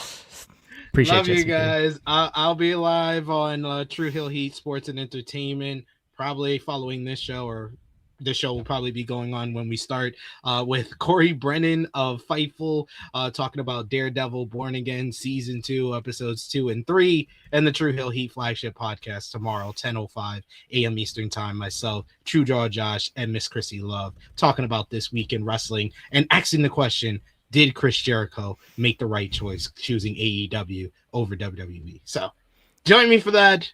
And of course, I'll be back here on Tuesday, or I might pop in on Monday. Who knows? You guys want me here? I've done 3 shows in the past 24 hours now, so making history on the new main channel of Fightful. Take care of yourself. Appreciate you, SPD. Tell Josh I said hello. I will. Take care of yourself and others, like Jerry Springer said. Yeah, that's how Jerry Springer says. No idea. They have they have the Maury show on the Roku channel. It's like nothing but Maury all day. Of course it is. The wife puts that on, and it's the greatest brain rot television like ever. They have Paternity Court as well. There's a channel for like Paternity Court. You go on Roku. Yeah, you go on Roku and like just search and see like the type of channels they have. That's what I watch Saved by the Bell all the time. But you just search like the type of channel, you can find like the greatest, like it's nothing but brain rot television on so many of these channels. It completely rules. I don't know what this dude's doing, but he can fuck off. Oh, that? Yeah, I don't know what that is about. He comes in every time and starts talking. It's annoying. Yeah, well, there you go. Wow, can't believe you. Well, this is that justice for Doug? Is that what we're doing? Maybe. I mean, Doug was just like, he was being nice and you were being mean to Doug. Wow. This dude's just annoying. Why is he calling people narfs? Anyway. I don't even know what that means. So random. He just sends random messages. Volib saying we claimed Kendall Grant long ago because this is what we do. It is what we do. That's true. Absolutely. That's what we do. That's what we do. Wait, no, it's we. It's this show. This show. It's what we do. Christ. Have a whiplash. Stop it. I forgot what I was going to talk about. Nah, who cares? I know, right? It's not important. Who cares? Going into a busy weekend, so who knows? Oh man, is it a busy weekend? I mean, there's just stand and deliver. Who cares about NXT? I mean, I guess we're gonna find out who's talking to Randy Orton on the phone. It's gonna be. I'm like excited for that. So Alvarez yesterday started with like it was gonna be somebody, and then they couldn't get the deal done. And originally the person it was gonna be was like someone that people would have looked and been like, huh? Because I guess maybe because it doesn't make sense to the story. And now but apparently that's different now. And there might even be 2 people was another thing that's been talked about, right? That it's someone on the phone now and then it's someone later on and it's just a red herring for somebody else. There's been some ongoing chat. Allegedly, I'm pretty sure Alvarez said they're going to talk about it on Observer Radio today. So I guess it's going to be in relation to maybe something that Dave drops in the Observer today, because it is Friday. I mean, he's not the Observer's out.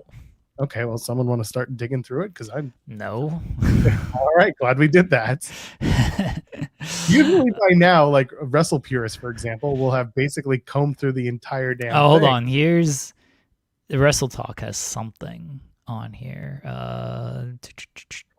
Okay. Those in WWE have denied that The Rock is who has been on the phone with Randy Orton. As noted before, if it was Dwayne, it's likely to be kept a secret from everyone except for Nick Khan, Paul Levesque, and maybe Rhodes and Orton. So there's that. It'd be hilarious if they kept it from Orton and Orton has no idea who's about to come out. Just pretending his way through it. That would rule. If it's The Rock, like, or if it's anybody, and they just kept it from Orton, and Orton's like, I've been on the phone with my mentor who's giving me the advice from Cody, and now I'm gonna bring him out, and Orton just has no idea who's about to go, and The Rock comes out, and Orton has to somehow just like talk his way with The Rock when he has. No real. I mean, he has a little bit of a connection with The Rock, but that would rule if they just kept this whole thing from Orton. I don't think it's The Rock. My expectation is Bob. That's Bob Orton is who I'm going with. I've said it before. If there's any Rock influence, I'm putting it on the Roman and Punk match. I've laid it out. I'm not deterring from that. I wouldn't put him in the Orton storyline with Cody. I get that there's something there, but like.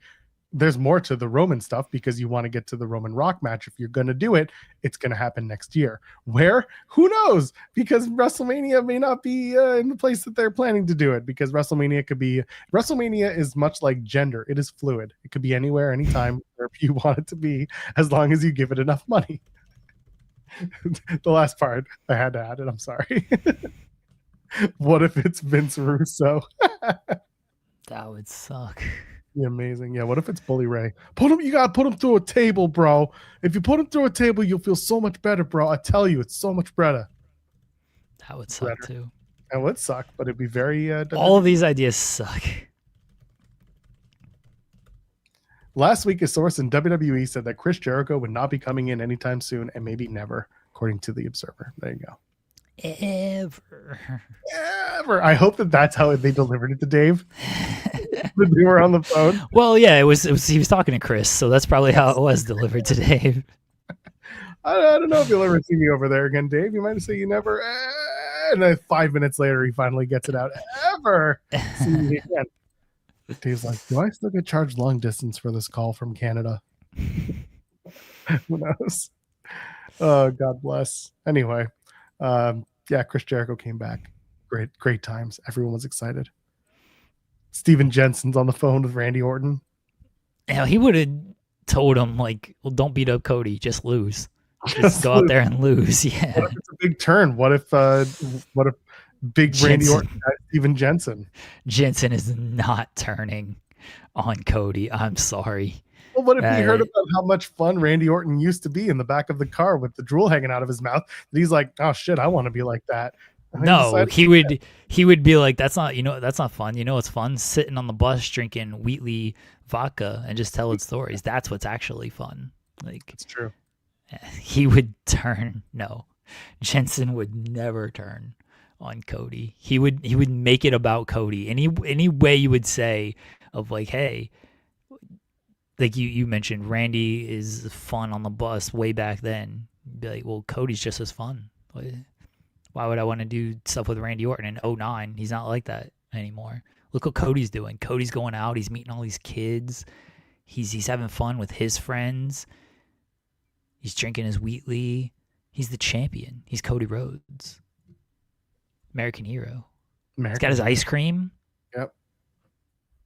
Why would I want to be like Randy Orton drooling in the back of a car? Maybe he's salivating over the ice cream. They didn't have the red, white American dream cone back then. That's true. They didn't. One day. Anyway, I can't wait. That's going to be a fun reveal tonight. It's either going to be really funny or really awful. And no, it's going to be great. It's going to be great because if it means something, cool. If it doesn't, we have so much fodder to talk about on Monday as long as the show. Well, you're not here, so we'll have enough to talk about. I'm not here on Monday. Yeah. SP3 is aware, by the way. I mean, I hope so. I messaged him like a week ago. So. Oh, good. Well, I think I reminded him yesterday. So we should. I put it in our group chat as well. Oh, yeah. By the way, next week we are scheduled to be joined by Hattie from Mystery Wrestling. That's Monday.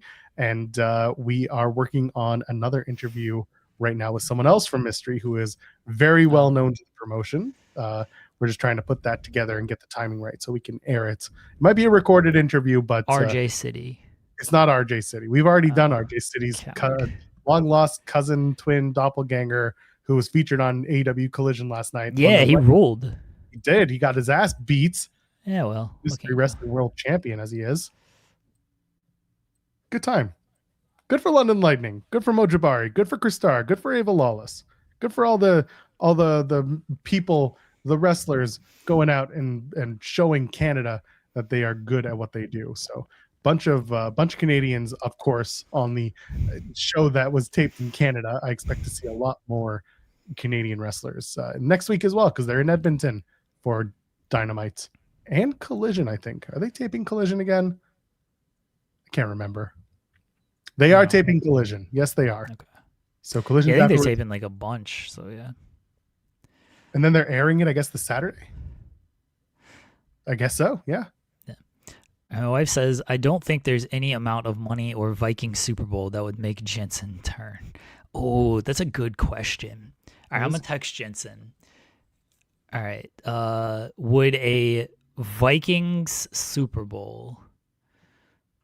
Would you disown Cody Rhodes if it meant the Vikings winning a Super Bowl? All right. There we go. We'll see what Jensen has to say. I can get behind it. About this. Uh, We'll we see got- where his loyalty is, if he would rather go Vikings Super Bowl or being loyal to Cody Rhodes. We got a couple of super chats. Ryan Lambert saying Queen Aminata, Athena, or Jeff Jarrett in the Hurt Syndicate. They're looking to expand, Jeremy. Yeah, they were It's back. They were back last night. Collision was a busy show last night. Yeah, a bunch of returns, bunch of movement towards Dynasty. There's some stuff going on. It wasn't a boring show. Hikaru Shida comes back. We had Queen Aminata announced for Dynamite. And who am I missing? There was the other return that I'm missing. The Hurt Syndicate. Hurt Syndicate. Jesus Christ, right in front of me. Yeah. Yeah. See, listen, I went to bed last night at 1. I woke up at 6. I'm a little fried today. Okay. I had to watch TNA too. That also kills some brain cells. Yeah, okay, that's the real excuse. One, going to bed at 1, waking up at 6. That's every day for me. Watching TNA, that's what'll get you. That'll just break you. Yeah. Especially last night's. Jesus. Yeah, Anyway, who's joining the Hurt Syndicate? And why is it Myron Reed? Myron Reed was shining last night. I was like, oh shit, all right, let me get that Myron Reed Kazuchika Okada match. Let's go. Hell yeah. I've been saying, man, Myron Reed finally looked like he wanted to be there last night. I love Killer Kelly had tweeted out like, and he's doing it in, are those my pants? That ruled. Yeah, man. No, I want Myron Reed to do it. Let's go. Oh, Jensen is texting me back. I see the little 3 dots. So Yep. Let's see what he has to say. I could tell you who's going to join the Hurt Syndicate, or who is the plan to join the Hurt Syndicate, but I won't, and instead I will. I can't believe it's Myron Reed. I think Athena would be cool, but I don't feel like they're gonna like add a female to the group because, God forbid they do something like that. But Put it in the private. Oh, you don't know who it is, or you don't know who it's supposed to be? I had a feeling, but yeah, I'm curious. Okay, there you go. Oh yeah, that's right. This was from okay. Yeah, it was a while ago. Again, plans could change. Yes. I have no idea. Isaiah Cassidy would actually be good because I don't know what else he's gonna do right now. All right, I'll wait. We might have actually put this out, so hold on. I think we put out the interest but not anything official. I'm reading it. But either way, it's nice. Yeah, it's nice to see them back, and it's nice that they're interested in continuing. But here's the big thing, and I said it last night. They need to finally see a Hurt Syndicate story from start to finish. No, because so far nothing has actually happened with the Hurt Syndicate story. It's much funnier if MVP's like, we're looking to add, and then they never add anybody. They just out of there. Yeah, it's like the Ops storyline. Maybe Bowens joins the Hurt Syndicate because I don't feel like he's cut out for the Ops. I mean, I don't know if he's cut out for Bowens. He's not cut out for anybody. For the Ops either. Yeah, the Death Riders should take them in after they beat him up last night. I don't feel like the Death Riders want Bowens. Max Caster should be in the Hurt Syndicate. What's he up to? I'm not gonna spoil it because I don't want. It's not like I've sworn on this. I'll say this: don't get your expectations high, and it's not somebody who's been on AEW TV. There's your teaser there. Oh. And again, it could have changed. I have no idea. I'm telling you, when they eventually add this person, I will, or don't add this person, I will confirm whether it was correct, or I will say then who the original plan was if Sean doesn't say it beforehand. Yeah. It's Charlotte Flair. They got it. I can't believe it. Bow down to the Hurt Queendicate. Jensen said, I could never disown Cody. He's already won me championships. So not even for a Vikings championship would he disown Cody. What a selfish fan Jensen is. I have to respect it. Oh, you know who should be joining the Hurt Syndicate? That's the answer right there. Steve He's Macklin. Yeah, he's so white. It's perfect. That's the Loki would rule. Loki would be funny. So you guys really beat people up? And they'll be like, you guys hurt people for real, right? Because I'm only doing this if I'm hurting people for real. I wear a suit, but I also wrestle in it. Do you guys wrestle in your suits too? I want to call Jensen a coward. Could you? Yeah, I just called him a coward. yeah, he's not, see that's not real fandom to me.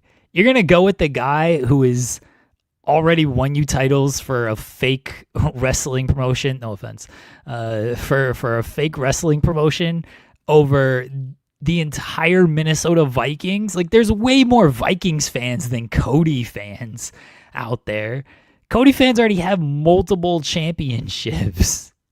And you are taking that over the Minnesota Vikings. I'd ask John Alba a similar question. I don't know if he. All right, so I asked Jensen. He big, very loyal Cody fan, as you know. I asked him if he would disown Cody if it meant a Minnesota Vikings Super Bowl, and he said. Oh, Jensen is calling me. Hold on. Oh, this is great. I like that you didn't ask like what I'm even doing here because I just invited No, myself. we don't care, John. Nah, you people just show up. It's just kind of what happens. Jensen, what's going on? You're on the air, by the way. I know. Okay. He knows. Yeah. I'm probably gonna have to like bounce at any second. But what exactly do you mean by disown? Okay, like how far are we going here? Like you gotta like give up your Cody stuff. You can't be a fan of Cody anymore. You have to pick a new favorite wrestler, and you have to just disown Cody. Like, act like he doesn't exist. Nah, dude, can't do that. the only credit I'll give other wrestlers. There have been other wrestlers that have joined the Vikings and tried to help them. They have not made the team. But if Cody can make the Vikings, that'd be, I don't think he's that good. I mean, he claims to be QB1, but is he better than 9? Who would be better, QB1 or 9? Oh, dude, we're not getting into the JJ McCarthy discussion. It's all about Kyler Murray now, and if JJ gets back on the field, I'm going to root for him again. But yeah, this is dude, why are you going to put me on the spot like that? It's funny. That's why. It's good content. Yeah, it is good content. I just turned the show on. I'm watching. Oh, I'm sorry. In the background now. Hello, John. Good to see all you guys. Alba just showed up and had no idea what he was walking into, and we have no idea why he's here, so this should be very fun. I assume Alba just wants to talk about Bruce Springsteen. You know. Bruce Springsteen and Matt Hardy. That together again. Yeah. Bruce Springsteen, Matt Hardy, and the Mets. Right, Alba? Is that what we're talking about? Or the Yankees? Are you like throwing me into AI and spitting back out what it thinks I am? I don't know. Mets Hardy. What is this? Bichette with the Mets right now. How do you feel about Bo Bichette, John Alba? He has not been great, but I think he will be good by May. We'll see Bo Bichette in true form. Big Alba fan said of the name Bo Bichette. Alba said by May we'll see him in true form. Jensen's probably already lost like 300 bets on Bo Bichette, and that's why he's actually mad about how Bo Bichette's playing. No, he's been playing all right. I'm a big fan of his, actually. I liked his dad as well back in like the 90s. So I'm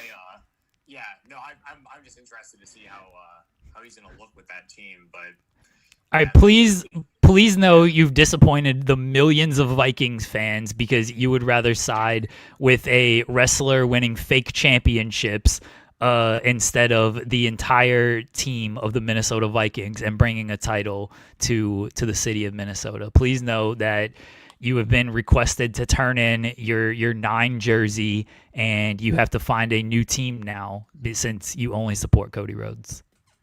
Since he's watching the show, can you make Jensen read the super chat on the screen? No, he just hung up on me. I wonder if that's what it was.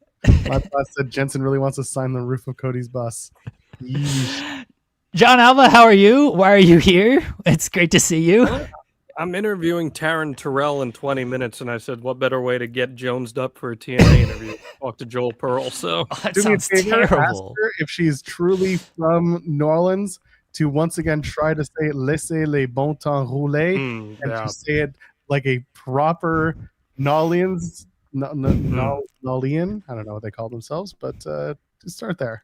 Mm.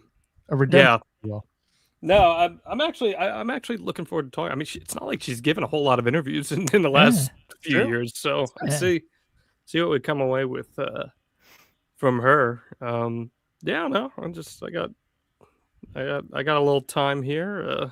Yeah, That's unfortunate. I know. The fact that I chose to waste it here. Yeah. you have nothing better to do. The last time I was on with you guys, you saw me in a full beanie and You're John 316. yeah, it was It's John 316, right?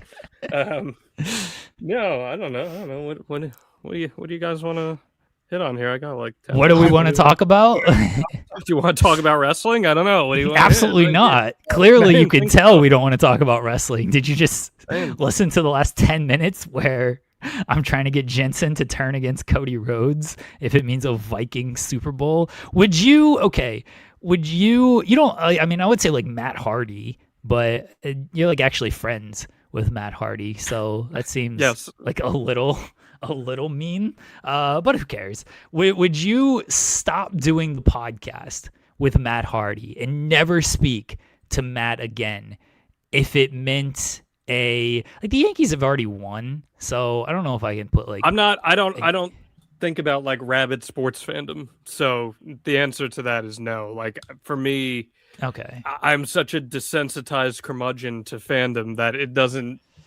I don't think of it in those terms anymore. Like, so you don't want to go play like you don't want to go play in traffic when your team loses, though. No, like I'll be coward. like I do get like annoyed about certain things, but I don't wear it like that. You know, when you've been doing this a long time. Yeah, he's smart. You're like an actual like sports like journalist and like personality. So like I know you just desensitized to fandom. That's fair in that sense. Like I still enjoy going to games. I still enjoy following the teams. Like I watch every single Yankee game, but I'm not sitting here like I would destroy personal relationships in order to see. I'd sacrifice family members if it meant more titles for my team. You just got, I don't like the Thunder, you got the Avalanche. Like you're doing okay, man. Yeah, and I'd still sacrifice family members if it meant more championships. I don't have that many family members that I like. No, John gets it. The idea here is to not give a damn about these people or the fans. They just watch the show, shut up and enjoy it. Well, no, see, I'm very much not. People can conflate that. I'm very much not shut up and enjoy it. I'm shut up and don't watch it if you don't enjoy it. That's my mentality. Because I will never tell someone you have to like something. Of course, it's but if you don't like something and you think it sucks, don't freaking watch it. Like there's no value in forcing yourself to hate watch something unless you're getting paid to do it. So is that a shot? Yeah, I'm saying, but unless you get paid to do it, like there's no reason to make yourself watch something you don't enjoy. I've never understood that. I need a conversation with Carlos Silva about everything that I talk about. Terrible. I think Carlos Silva would be more than happy to talk to you. Like I genuinely think that. I don't think anyone at TNA like genuinely dislikes me except for that one guy who gives the interviews, but like who grants the interviews. I mean, but I mean they know how I feel, and I think I'm pretty objective in my reviews. I think I also. Can you ask Carlos where Slammiversary is going to be held? I mean, I did clarify things. I know, you did. It's not going to be at UBS. Why? Why is it not going to be at UBS? What happened? I'm pretty sure I know what happened. I don't think I'm at liberty to talk about it yet. It's nothing like scandalous or anything like that. I think it's much more of a logistical thing. Yeah. It's funnier if it's scandalous, though. Let's make something. It's not. It's not. I think what happened was when that interview was taped, it was the plan, and they were probably like very close to the finish line. but then something happened logistically that didn't help them, and they weren't able to get over the finish line. So as a result of that, they had to pivot in a new direction. And you can argue, well, yes, maybe you shouldn't like announce things before they're actually signed, sealed, and delivered. But let's also not act like Carlos Silva's the first person that's ever done this. Plenty of people have done this before. It's just the timing was just wanna, very funny. The timing was definitely, but it's funny because when the interview dropped, I spoke to people like, yeah, no, that's the plan. Like it's going, and then like hours later, I got like a message. I was like, wait, it was like immediately like, nope, this is not happening. And I don't believe it's concert. I saw someone in the chat says concert. I don't think it has anything to do with concerts. There's a lot going on this summer in the tri-state area, and public transportation is basically the only way you can get to an arena like UBS efficiently. You can drive to UBS, but it is a pain to get there. So a lot of people, I'd say probably well over half of the arena, if not more, use public transportation to get there. And there's a lot going on at the time that they're running Slammiversary. So I suspect that had something to do with it. But I think we'll probably get an announcement within the next couple weeks as to where everything is probably heading. That's the inclination I have. They usually go from pay-per-view to pay-per-view. They'll at least tell you on the show the date. Yeah. Well, and let's be real too. Like they weren't gonna put the same amount of people in UBS that they did last year in all likelihood. I could be wrong. Maybe they would, but I mean, they're going to tell you they want to, but also they got their TV deal. They're happy. They're going to keep doing what TNA wants to do. Right. So, and like I know people are like LOL TNA is a fan. Like I don't know. I don't really look at it that way. I think they had to pivot off this for whatever reason. I don't believe it's going to be in the New York City area. I could be wrong, but I don't believe it's going to be. So we'll see what happens. Because I think if it was going to be at UBS, we would have known by now. So yeah, but get ready for Slammiversary in Montreal. I'm tired. I don't believe it's going to be in Montreal. I don't think so either. There's enough stuff in Montreal in July. Who could possibly care about TNA? John, is CB Buckner going to have a better week? It's been rough. Did you guys see this? Like, yes. It has been a bad week. For those who don't how know, do you he's an miss MLB that call? Well, CB Buckner for like years has been ragged on as being one of the more aloof umpires in baseball, and I mean, it's not just that call. There was that call that you're referring to, but then he was the plate umpire for the he got a concussion. Reds game. No, the Reds game. He missed like 6 calls in a span of like an inning and a half. And in the same at bat, he got 2 calls overturned. Oh, yeah, with Suarez. Yeah, Suarez. Eugenio Suarez. So then he had the play in Milwaukee where he rules that the runner never touched first, and he's not even looking at it. If you watch the replay, he's not even looking at the runner. That rule. He's looking at something else. like to the point that the managers were laughing at it. They're like, "What is this?" So I don't know. Nowhere to go but up for him, I guess, right? Like I saw a great comment of replay has ruined sports because in the past this would have been like one of the most egregious calls ever that would have led to like a team brawl or one of the managers like punching the umpire and stuff, and instead it was overturned in 30 seconds and everybody laughed about it. Like it would have been much funnier if it was. I get that, but I like replaying baseball. Like I'll never forget the most sick to my stomach I have ever felt watching a sporting event was outside of like tragedy was when Armando Galarraga had his perfect game taken away from him by the bad call at first base by Jim Joyce, which was like to the naked eye so obvious. And he got, because like throwing a perfect game is maybe the hardest thing to do in sports. And he had it taken away from him because of stupidity. And Jim Joyce owned it to his credit, but like, I'm good with that. I think ABS is great. I don't get on these people that are like, oh, he missed the call by 1/10 of an inch. Like what a umps in the mud. I don't buy that. But when they miss it by like 2 inches, that's pretty bad, you know?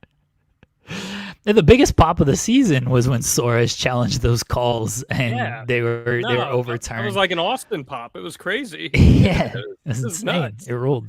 It was I nuts. like the ABS. It's added some fun and like extra excitement that you wouldn't expect out of things. So I No, it's great. I do like it. It is very fun. love I that. also would appreciate who was the manager that like argued the call. But they weren't like arguing the strike call. They were arguing like how quickly the call was challenged. But the announcer was like, "He's arguing with a robot. You can't win that argument." yeah, that happened the other ruled. night. Yeah, I forget who it was, but yeah, I mean that's just how it goes. That's the nature of the beast. Are you guys gonna come to Double or Nothing? You're gonna make the trip to Double or the I don't shadow of travel. Arthur Ashe? The one time I've met Joel was at Arthur Ashe. So That's true. That's true. I don't see myself coming stateside for a while. I mean, there's no reason to, but I'm just Yeah. curious. The show in Rahway that Macklin and Beyond are putting on in June, that I've been debating going back and forth. I am planning to be there for that. So The fact that airfare is shot up because someone decided to shoot up something else is kind of in play right now. It's really affecting a lot of my opportunities to do any international travel. sure. Yeah. Well, my brother-in-law's family owns a brewery right down the street from that venue, so Nice. gonna be heading there. Can I sleep there? I don't think you can sleep in the brewery. They can't I put a mean, cot for me. Bring a or just- mattress. You'd be all right. I mean, I can ask. Yeah, Yeah. the It's a janitor's peculiar cost. ask, but I can ask. Listen, it's either that or pay for a hotel, and I don't want to do that. If I had No, my way, I'd fly out after the show, but I don't get that opportunity. no. It does. It's actually like on paper that I know a lot of the matches coming for that too that haven't been announced. They It's on announced paper, it's Amazing pretty Red damn and good. Rich. They announced Amazing Yeah. Red and Rich Swan, I believe. Yeah, no, like it's Today? looking like a stacked indie show. Yeah. It Listen, looks really you- good. We're gonna get a lot of friends and support out of this, which is great. Yeah. Yeah, yeah. Zarian will be at Double or Nothing, which means I will be at Double or Nothing. That So, is true. That is true.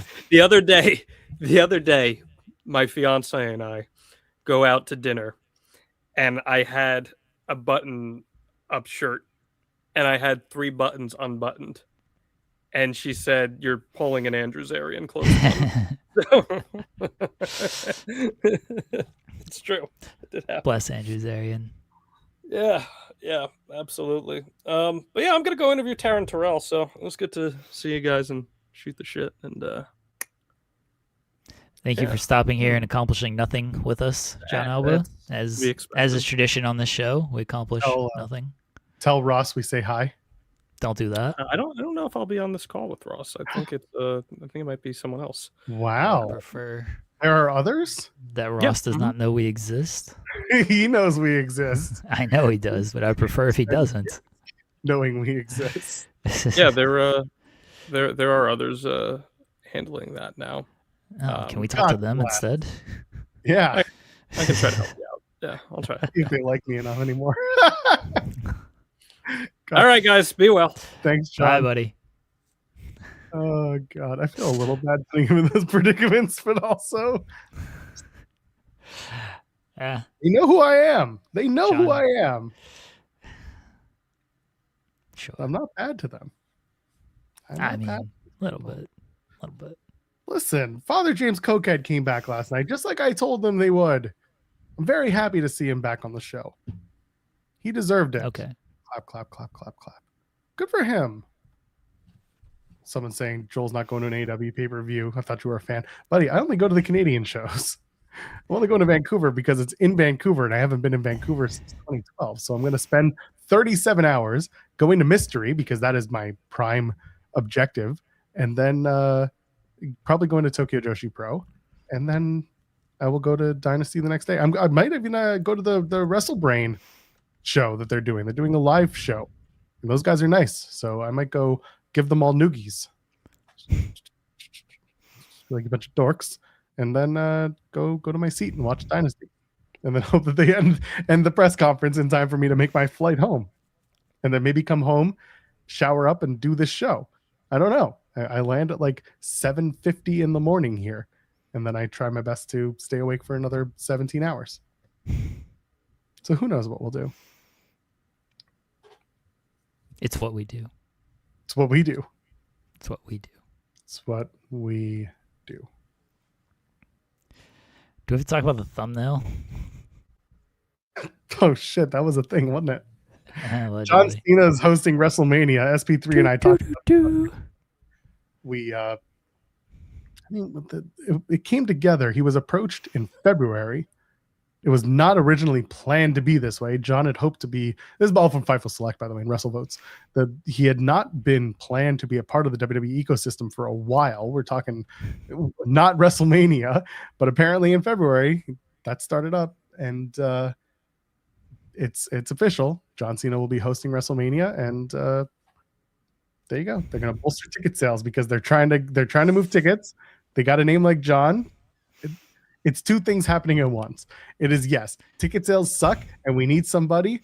And yes, John Cena was available to us, so we took John Cena. It's both things at once. But people want to get upset about it and say, "Oh, I was told it was John Cena's last match and I never see him again." John Cena wasn't dying at his last match. Well, you sure? It's not death. I mean, it was the death of a character, Jeremy. It's different. That's true. That's true. That's what he said. Yeah. Yes, but you were watching a family member die, but you got to see it and say goodbye. But turns out, just like Easter, he has risen, and he will be at WrestleMania. But no jorts. That's the thing. This is where Allegedly. I will take the issue. This is it. If I see John Cena wearing jorts at WrestleMania, we're gonna have a big problem. That's gonna be what I really take issue with. He should wear full jeans instead of jorts. That's it. He should. That's what I'm saying. Even in his suits, he's got to be wearing anything but jorts. If I see that man wearing jorts at the WrestleMania show, I will disown the name John Cena forever. You too, talking about fandom and giving up fandom. This should be where your line is crossed. No, I don't care that much. All right, that's fair. I do think like he'll wear a suit and stuff. I think he'll stick with the no jorts thing. If he shows up with jorts, I'll just laugh. Just like, what a troll this man is. I don't care that much. And look, they're trying to boost sales. You got John Cena. You use John Cena. Like, I don't think it's the biggest deal in the world when it comes to this. Honestly, he's not wrestling. It's not like he wrestled his last match. He's making an appearance. Do I think maybe it's a little soon? Yeah. Of course. It's 4 months. Yeah. Could they have like held off a little bit if at all possible? Yes. Because we just, they made the whole big deal out of the retirement. And it's like, hey, he's back 4 months later for a 2-night WrestleMania appearance. I hope he pulls the Cardi B and he just comes out for the open of night one and he's never seen again. Don't even go to the ring. Don't even say, just come out to the ramp, wave to everybody, and then leave. That's it. That's his whole hosting duties. That's what I would do. No, they should bring him all the way down to the ring. Don't put him in the ring. Walk him all the way around the ring. Go and like sit in the timekeeper area, but don't stay. Just like suddenly dip. And he just disappears and nobody knows where he went. And then from there, the only time, you can't see him. The only time you see him again is when he and Danhausen pop up in the same spot. And Danhausen, he's going to do. Oh, they're going to do a thing. Yeah, he's doing a segment with Danhausen 100%. 100%. Yeah. And I want Danhausen to be the one who's surprised by John Cena. I want Danhausen to be doing whatever shtick I with can somebody, see you. and then he turns around and he's like, "Ha! Where did you come from?" And John Cena being like, "You can see me." And just a robot and a Svengoolie having a conversation on a WrestleMania show. Come on. He should come out and apologize to all those kids that they had him lose in front of twice. What we counted, there were 37 at the last time. This time there's only 30. What happened? Anyway, I want to apologize. He should just apologize to everybody. He's like, I'm sorry that I lost in front of all the kids. I'm sorry if you did not like the retirement tour. I'm sorry that I lost my last match. I'm sorry that this company had to call me 2 months after my retirement to be here. I'm just sorry, everybody. Enjoy the show. It's WrestleMania. The Gunther thing is even funnier because when they announced it, Gunther didn't have a match yet. And Yeah. then, of course, like several hours later, they did the Seth Rollins Gunther match. And when it was announced that John Cena was doing the hosting gig, I immediately said, "Oh, they're going to do a thing where Gunther comes out and confronts and antagonizes Cena, and then Cena hits an AA and maybe AJ Styles because he's in the Hall of Fame comes out and they do a thing, and like Gunther gets made to look like a bitch, even though he retired both these guys, and they want to do a feel good moment. And then they announced Seth Rollins versus Gunther, and I'm like, oh, maybe they did that to push off guys like me who immediately called they're going to do it. But then I thought, oh, but this show's also 2 nights. So Gunther could win and then get humbled the next night. But either way, he'll look like, guess what? A bitch. And we'll be back to square one with Gunther and who knows what. I don't think they're going to do that. I hope not, but I wouldn't put it past them. Nah, I don't think so. Like maybe they do something like some type of backstage with Cena and Gunther. I would like to think that they are smarter than that. I know that's giving them much credit. A lot of credit.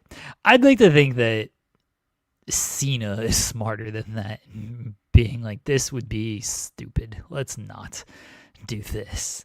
Cena doesn't have to, I'm going to play the cards that are dealt me type person anymore. He's not there long term at this point. He's going to show up at who knows how often. He can be like, no, this is dumb. Come up with something better. Like, I'm here, you got me. I'm not going to do just anything. We're not doing that. Give me a Danhausen segment, another one instead of this. You will get as many Danhausen segments as you want, and you will like them. Oh, yeah, Paul's definitely come opening the show and bringing out Cena. Oh, God. Yeah. Oh, yeah. Give it up for your own John Cena. Yeah, he's going to be really obnoxious. He's definitely going to be back, and he's got to open the show. Him or Stephanie, obviously. Well, Stephanie's in the Hall of Fame, so maybe that'll be her appearance. Oh, yeah. They'll bring out Nick Khan. They'll be like, these are my kids. Cheer for them. And then that'll be that. We got a super chat earlier from Mikey V saying, should the Continental belt exist? No. But why are we having discourse about Moxley using it to make lower card guys look good? Look at the international title. The first answer to the question is, should the Continental belt exist? Yes, but it should be used as a cash in, not literally cashing in like Money in the Bank, as like you get the belt, you hold it until Revolution, and then you give the belt over ceremoniously to get your AEW World Title shot at the pay-per-view. And then the belt is not seen or heard from again until the C2 in December. So it's literally on your TV for like 3 months, and it's made to look big, but it's just another belt. And you don't put it up for grabs unless someone's challenging for the number 1 contendership. That's kind of what I would do with it. And then the winner gets the Revolution title shot. But I didn't see any discourse about Moxley using it to make lower card guys look good. So I don't know. I mean, Moxley's at least like defending it and doing stuff with it. Okada just. What's more egregious to me is the fact that they made they finally made it. The Continental Championship is on the line, and it's going to be Ospreay and Moxley. But Moxley's still talking about a 20-minute time limit as if he's not doing a pay-per-view match where it's supposedly going to be a 60-minute time limit. But nobody knows what the time limits are, so I guess the Continental. Yeah, they kind of nuked. Yeah, they kind of nuked that stipulation with the last show because it's supposed to be 60, but they did no time limit for Takeshita, so I think they kind of forgot about their own stipulation there, and now they're just going back to the 20-minute time limit. So, whatever. Too many belts. Too many belts. Too many. Remember Too Many Cooks from Adult Swim? Well, that's it. No. Too many belts. Well, you should. I don't remember that. The Continental title being just it's just making a ceremonial belt. It's not actually put up for grabs. It's treated like a number 1 contendership title shot, and you've got so much time until Revolution. You can build something out of that. That's the way I would do it. But you give up that belt ceremony as a ceremonious. This is it. I'm going for the world title. Yeah, and it's known. It is the belt again. The belt has no meaning other than just you won it. It's like the New Japan Cup. You don't just cash in the New Japan Cup. You bring it around, and then you got the title shot out of that. It's literally the G. Why would you go New Japan Cup when it's the We just did the G1? New Japan Cup, but it's the G1. You can do that too. The Owen is like the New Japan Cup. So I'm using recency, okay? There's literal perfect alignment analogies here, and you went New Japan Cup. It was the most recent thing that happened. It's like Feast or Fired, actually. You cash in the briefcase and get your title shot at this point. It's just like Feast or Fired. By the way, we figured it out last night. So they did this like all of a sudden Nick Nemeth is a babyface because they're going to Cleveland and everyone's supposedly gonna cheer him. So he's got Bernie Kosar, whoever, an old QB from whatever. Is that his name? Is Bernie? Whatever. Nick Nemeth is going to have the match against AJ Francis.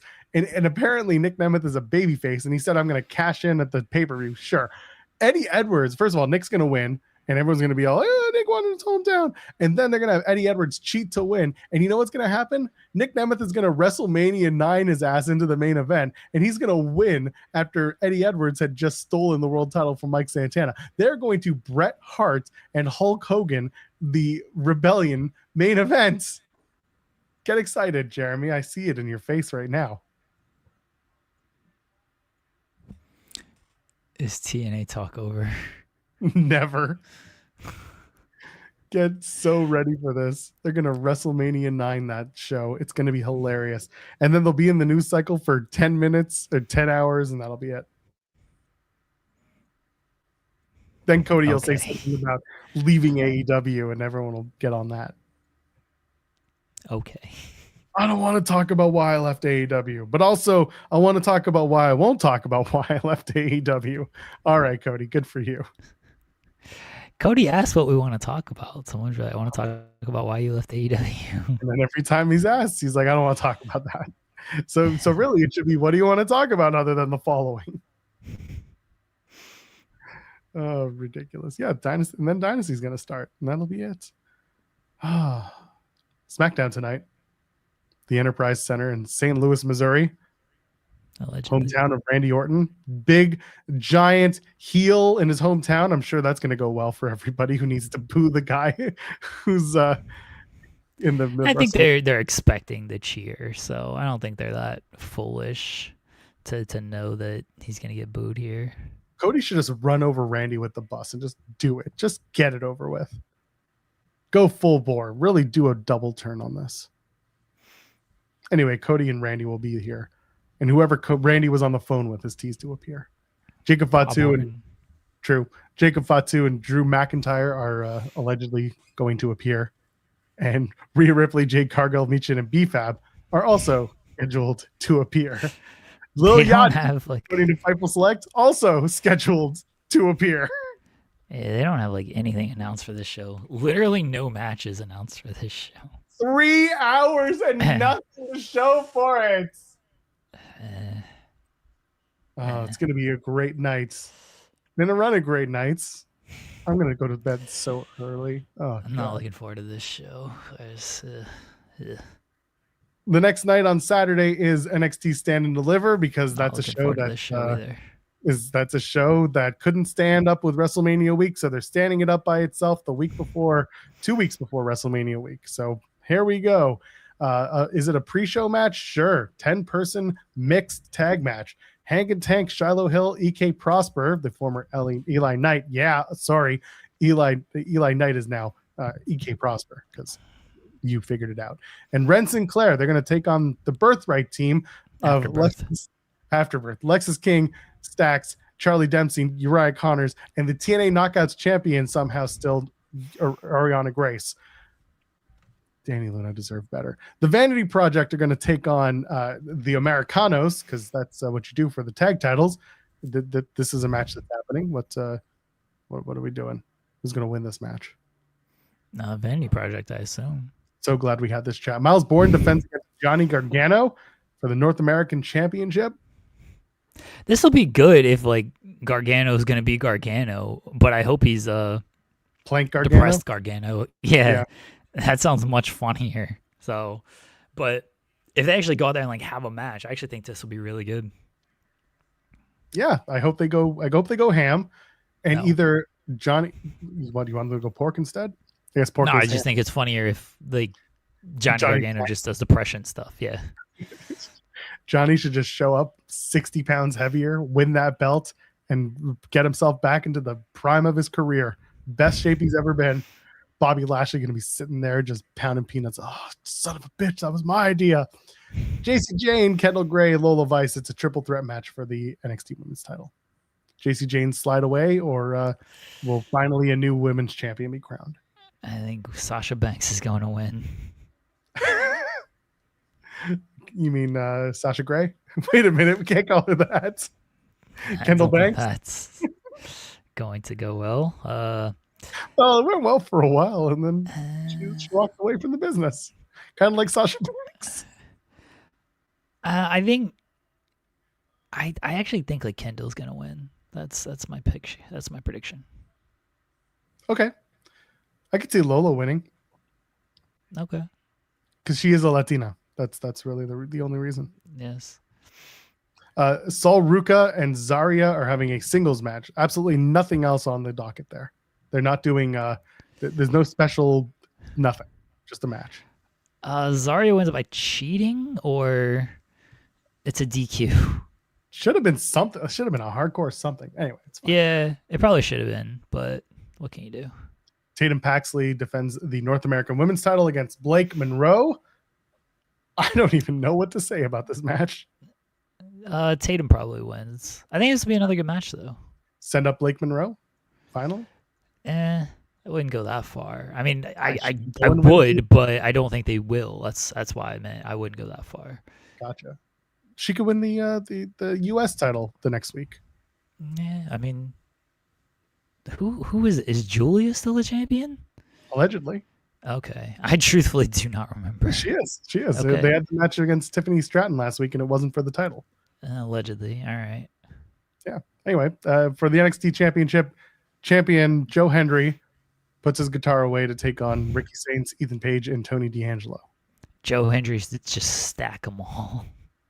I'd be fine with that. I'd be totally fine with that. And then he plays a concert on top of them because there's a time. Yeah. Then Elijah should show up. Well, let's not go that far. Oh, it's not like he's doing anything. He's got Frankie Kazarian at the pay-per-view. Let's not go that far. That Elijah shows up. Come on now. Are you excited for the Diamond Mine against No. DK?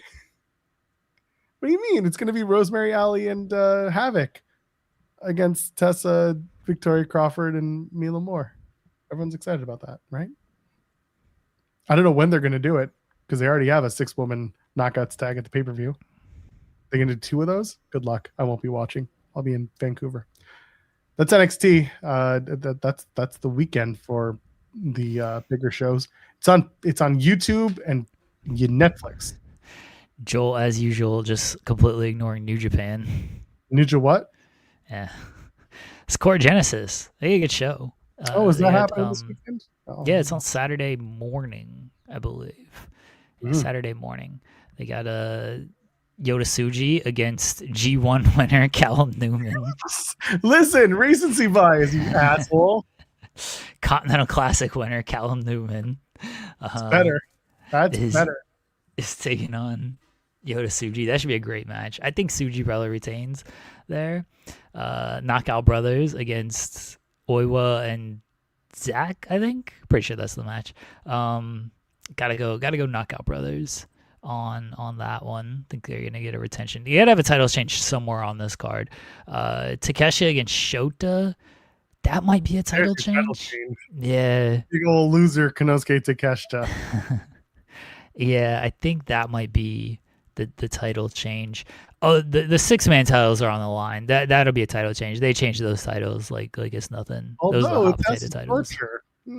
Well, maybe House of Torture needs those titles. House of Torture always needs the titles. No, they'll change the 6-man titles. They always change the 6-man titles. Ospreay is back. I assume he's gonna win. Or his team, United Empire, is gonna win.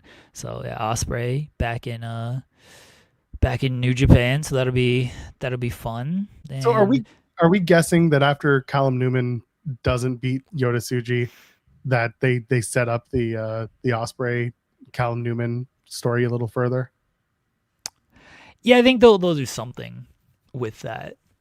I don't know what, because usually the winner gets like the mic time afterwards, not Right. the loser. So maybe I don't know. I don't know how they're gonna set that. Maybe it's a backstage thing. Maybe it's just a Twitter thing. Maybe Ospreay's sticking around for at least the next show. I don't know when the next show is, like one of the Road 2 shows, and to do something. But they'll advance it in some way, I would imagine. I just don't know how. Yeah. And then Aaron Wolfson, an 8-man against Morehouse of Yeah, Torture. they don't really care about that guy anymore. No, they don't. Because he's teaming with Toriano, Master Wato, and Yo. Yeah, they don't. Aaron Wolf, like, man, he got like one of the biggest reactions at Wrestle Kingdom. He looked like a giant star too. He beat the GOAT Evil, and now he's just like, he's a young lion. Like he's a kind of a known young lion. That's basically what he is. And that's how they're treating him. And like, I get that. I understand why they're going like that. It just is a little weird considering the Wrestle Kingdom moment that they gave him to now reduce him on, hey, you're just going to be like any other young lion at this point. By the way, worth adding, there are no scheduled New Japan shows until WrestleMania week, and then they're back in after that. They're back to Japan after that. Okay. Yeah, they'll do something with Newman and Ospreay. I just don't know how much, simply because Newman's in the main event, and usually unless Newman's going to win the title, I mean, I don't think so, but Gato's weird. Maybe Newman wins the title. Hello, Newman. I don't think Newman's going to win the title, mind you. Will Ospreay walking in and saying, hello, Newman. You think Will Ospreay's ever seen Seinfeld? Absolutely, yes. You spend enough time flying back and forth for hours at a time. This man continues to go back to the UK. Although, I guess I don't know what the situation is. I think because of Alex's kid, they're still in the UK. So I guess they're both flying back and forth. What a wild way to live. Well, when we get Will Ospreay on this show, we will ask Will Ospreay if he's ever seen Seinfeld. Yeah, and then if you ever walked into a dressing room and looked at Callum Newman and said, "Hello, Newman," our show is terrible. Anyway, yes, everybody go enjoy whatever you're gonna watch this weekend. Kushida's in a pre-show match. There you go. Get excited for that. Yeah. That's a good card. It's a good lineup. Yeah, looks like show. So I'm sure myself and SP3 will talk about it a little bit, and if not, then Tuesday you guys will talk about it. Yeah, SP3 will have something to say. Joe will be like, "It was fine." Yeah, exactly. The rest of us can be wrestling. I didn't watch it. Go enjoy your wrestling this weekend. We're back on Monday. It's gonna be me and SP3. Jeremy, let's do all the wrap-up stuff. What was your moment of Thursday, Joel? I watched a man with a cocaine addiction make his way from one company to another, and I thought to myself, 1980s wrestling is back, baby. Oh, other than that, honestly, not much, man. There was not much going on. I had to watch TNA. It was awful. The Hardys, they're dumb. That's really the takeaway. They are dumb. My moment of Thursday was In the Weeds legend London Lightning make an appearance on AEW Collision and stealing the show in that tag team match. In my mind, he won. Shout out to London Lightning. He's everybody's winner. He has all the marbles, and I hope he beats up FTR with them. Yeah. The day will come. Results of our poll question, everybody. Hold on. Oh, you got to pull up the poll question first. I do, but I also have to message my lovely wife to bring me it is Friday. Glass of ice, because once again, these children never go to school. It's Good Friday. At least this time we know the situation. every Friday might as well be Good Friday with how little they go to school. Send them to Catholic school. Maybe they'll call it Good Friday every Friday. I don't know. Poll question: what did you watch last night? 6% said TNA Impact. Joel just voted like 3 times. I didn't vote at all. 7% said Thunder Lakers. You guys should have better viewing habits. 35% said I went to bed. Fair. Thank you. Bless you. And 52% said AEW Collision. Fair. I figured Collision would win the poll. AEW always wins our What's poll wrong with our results. chats? It's an AEW heavy crowd, you know? Ugh. Tony still doesn't love us. We love and respect, but he can't show up. It's like my dad being like, I'm going to go out and get some cigarettes. And it's, but what did we accomplish today, Joel? not much. First time in a while, I can say that. We figured out that John Alba loves sports, hates sports fans. I fully respect it. We discovered that SP3 loves wrestling matches, hates wrestling. I understand that. And if you're a bad faith grifter, yeah, well, maybe someone will actually come on your show and give you time of day. And I don't know if that comes with clout or just hopefully just destroy you. I am very sad. And the biggest thing we accomplished today is a Chrysler 300 looks like a Phantom until a Phantom shows up. And Steven Jensen is a coward who hates the entire city of Minnesota. I can't blame him. It is Friday, so we're going to get our Cody Rhodes on and cancel this podcast. Mana, the final boss. And here we go. 'Cause this is how good. Hey, Rock! Go fuck yourself! And here we go. Woo! Have the pour here. This actually is like good, you know? Oh, might have gone Cody Rhodes heavy pour as he That's as all he right. We're going says. to cancel it. It's okay. Sorry, Minnesota's a state. I was thinking Minneapolis. He hates the entire state of Minnesota. Good. Even better. I don't know geography, clearly. Yeah. I don't know geography. All right. Here we go, everybody. Let's go. It is good. I'm not going to lie. I can see why Cody gets drunk off of this. I can Release see why. the Wheatley cuts, Cody. He needs to. It's happening. He needs to. We're going to make sure. Do you think Cody would come on our podcast if, like, we're both drinking Wheatley? You know, we can't be in the same room. But if I agree to drink Wheatley while he's on the show, he can drink his Wheatley. I feel like we could, like, maybe get him on the show, potentially. Be like, hey, Cody, I drink the Wheatley. What's up? Like, I feel like we let's could do find a way. this. We'd have to really pull some strings, but we could probably make it work. Yeah. If there's a hot tub, he might be more inclined. Stop it. Do we have to talk to him about his ass the whole time? He wants it to be known. The way you said that was like, do we have to talk to his asshole the time? Like, I You don't chose to accept that comment. like. You interpreted it much differently than I said it, but sure. We're just gonna talk to Cody's asshole the entire show. If we spent,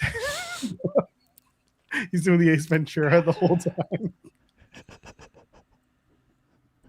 $10,000, and we get to sit on a bus and interview Cody Rhodes. Let's do it.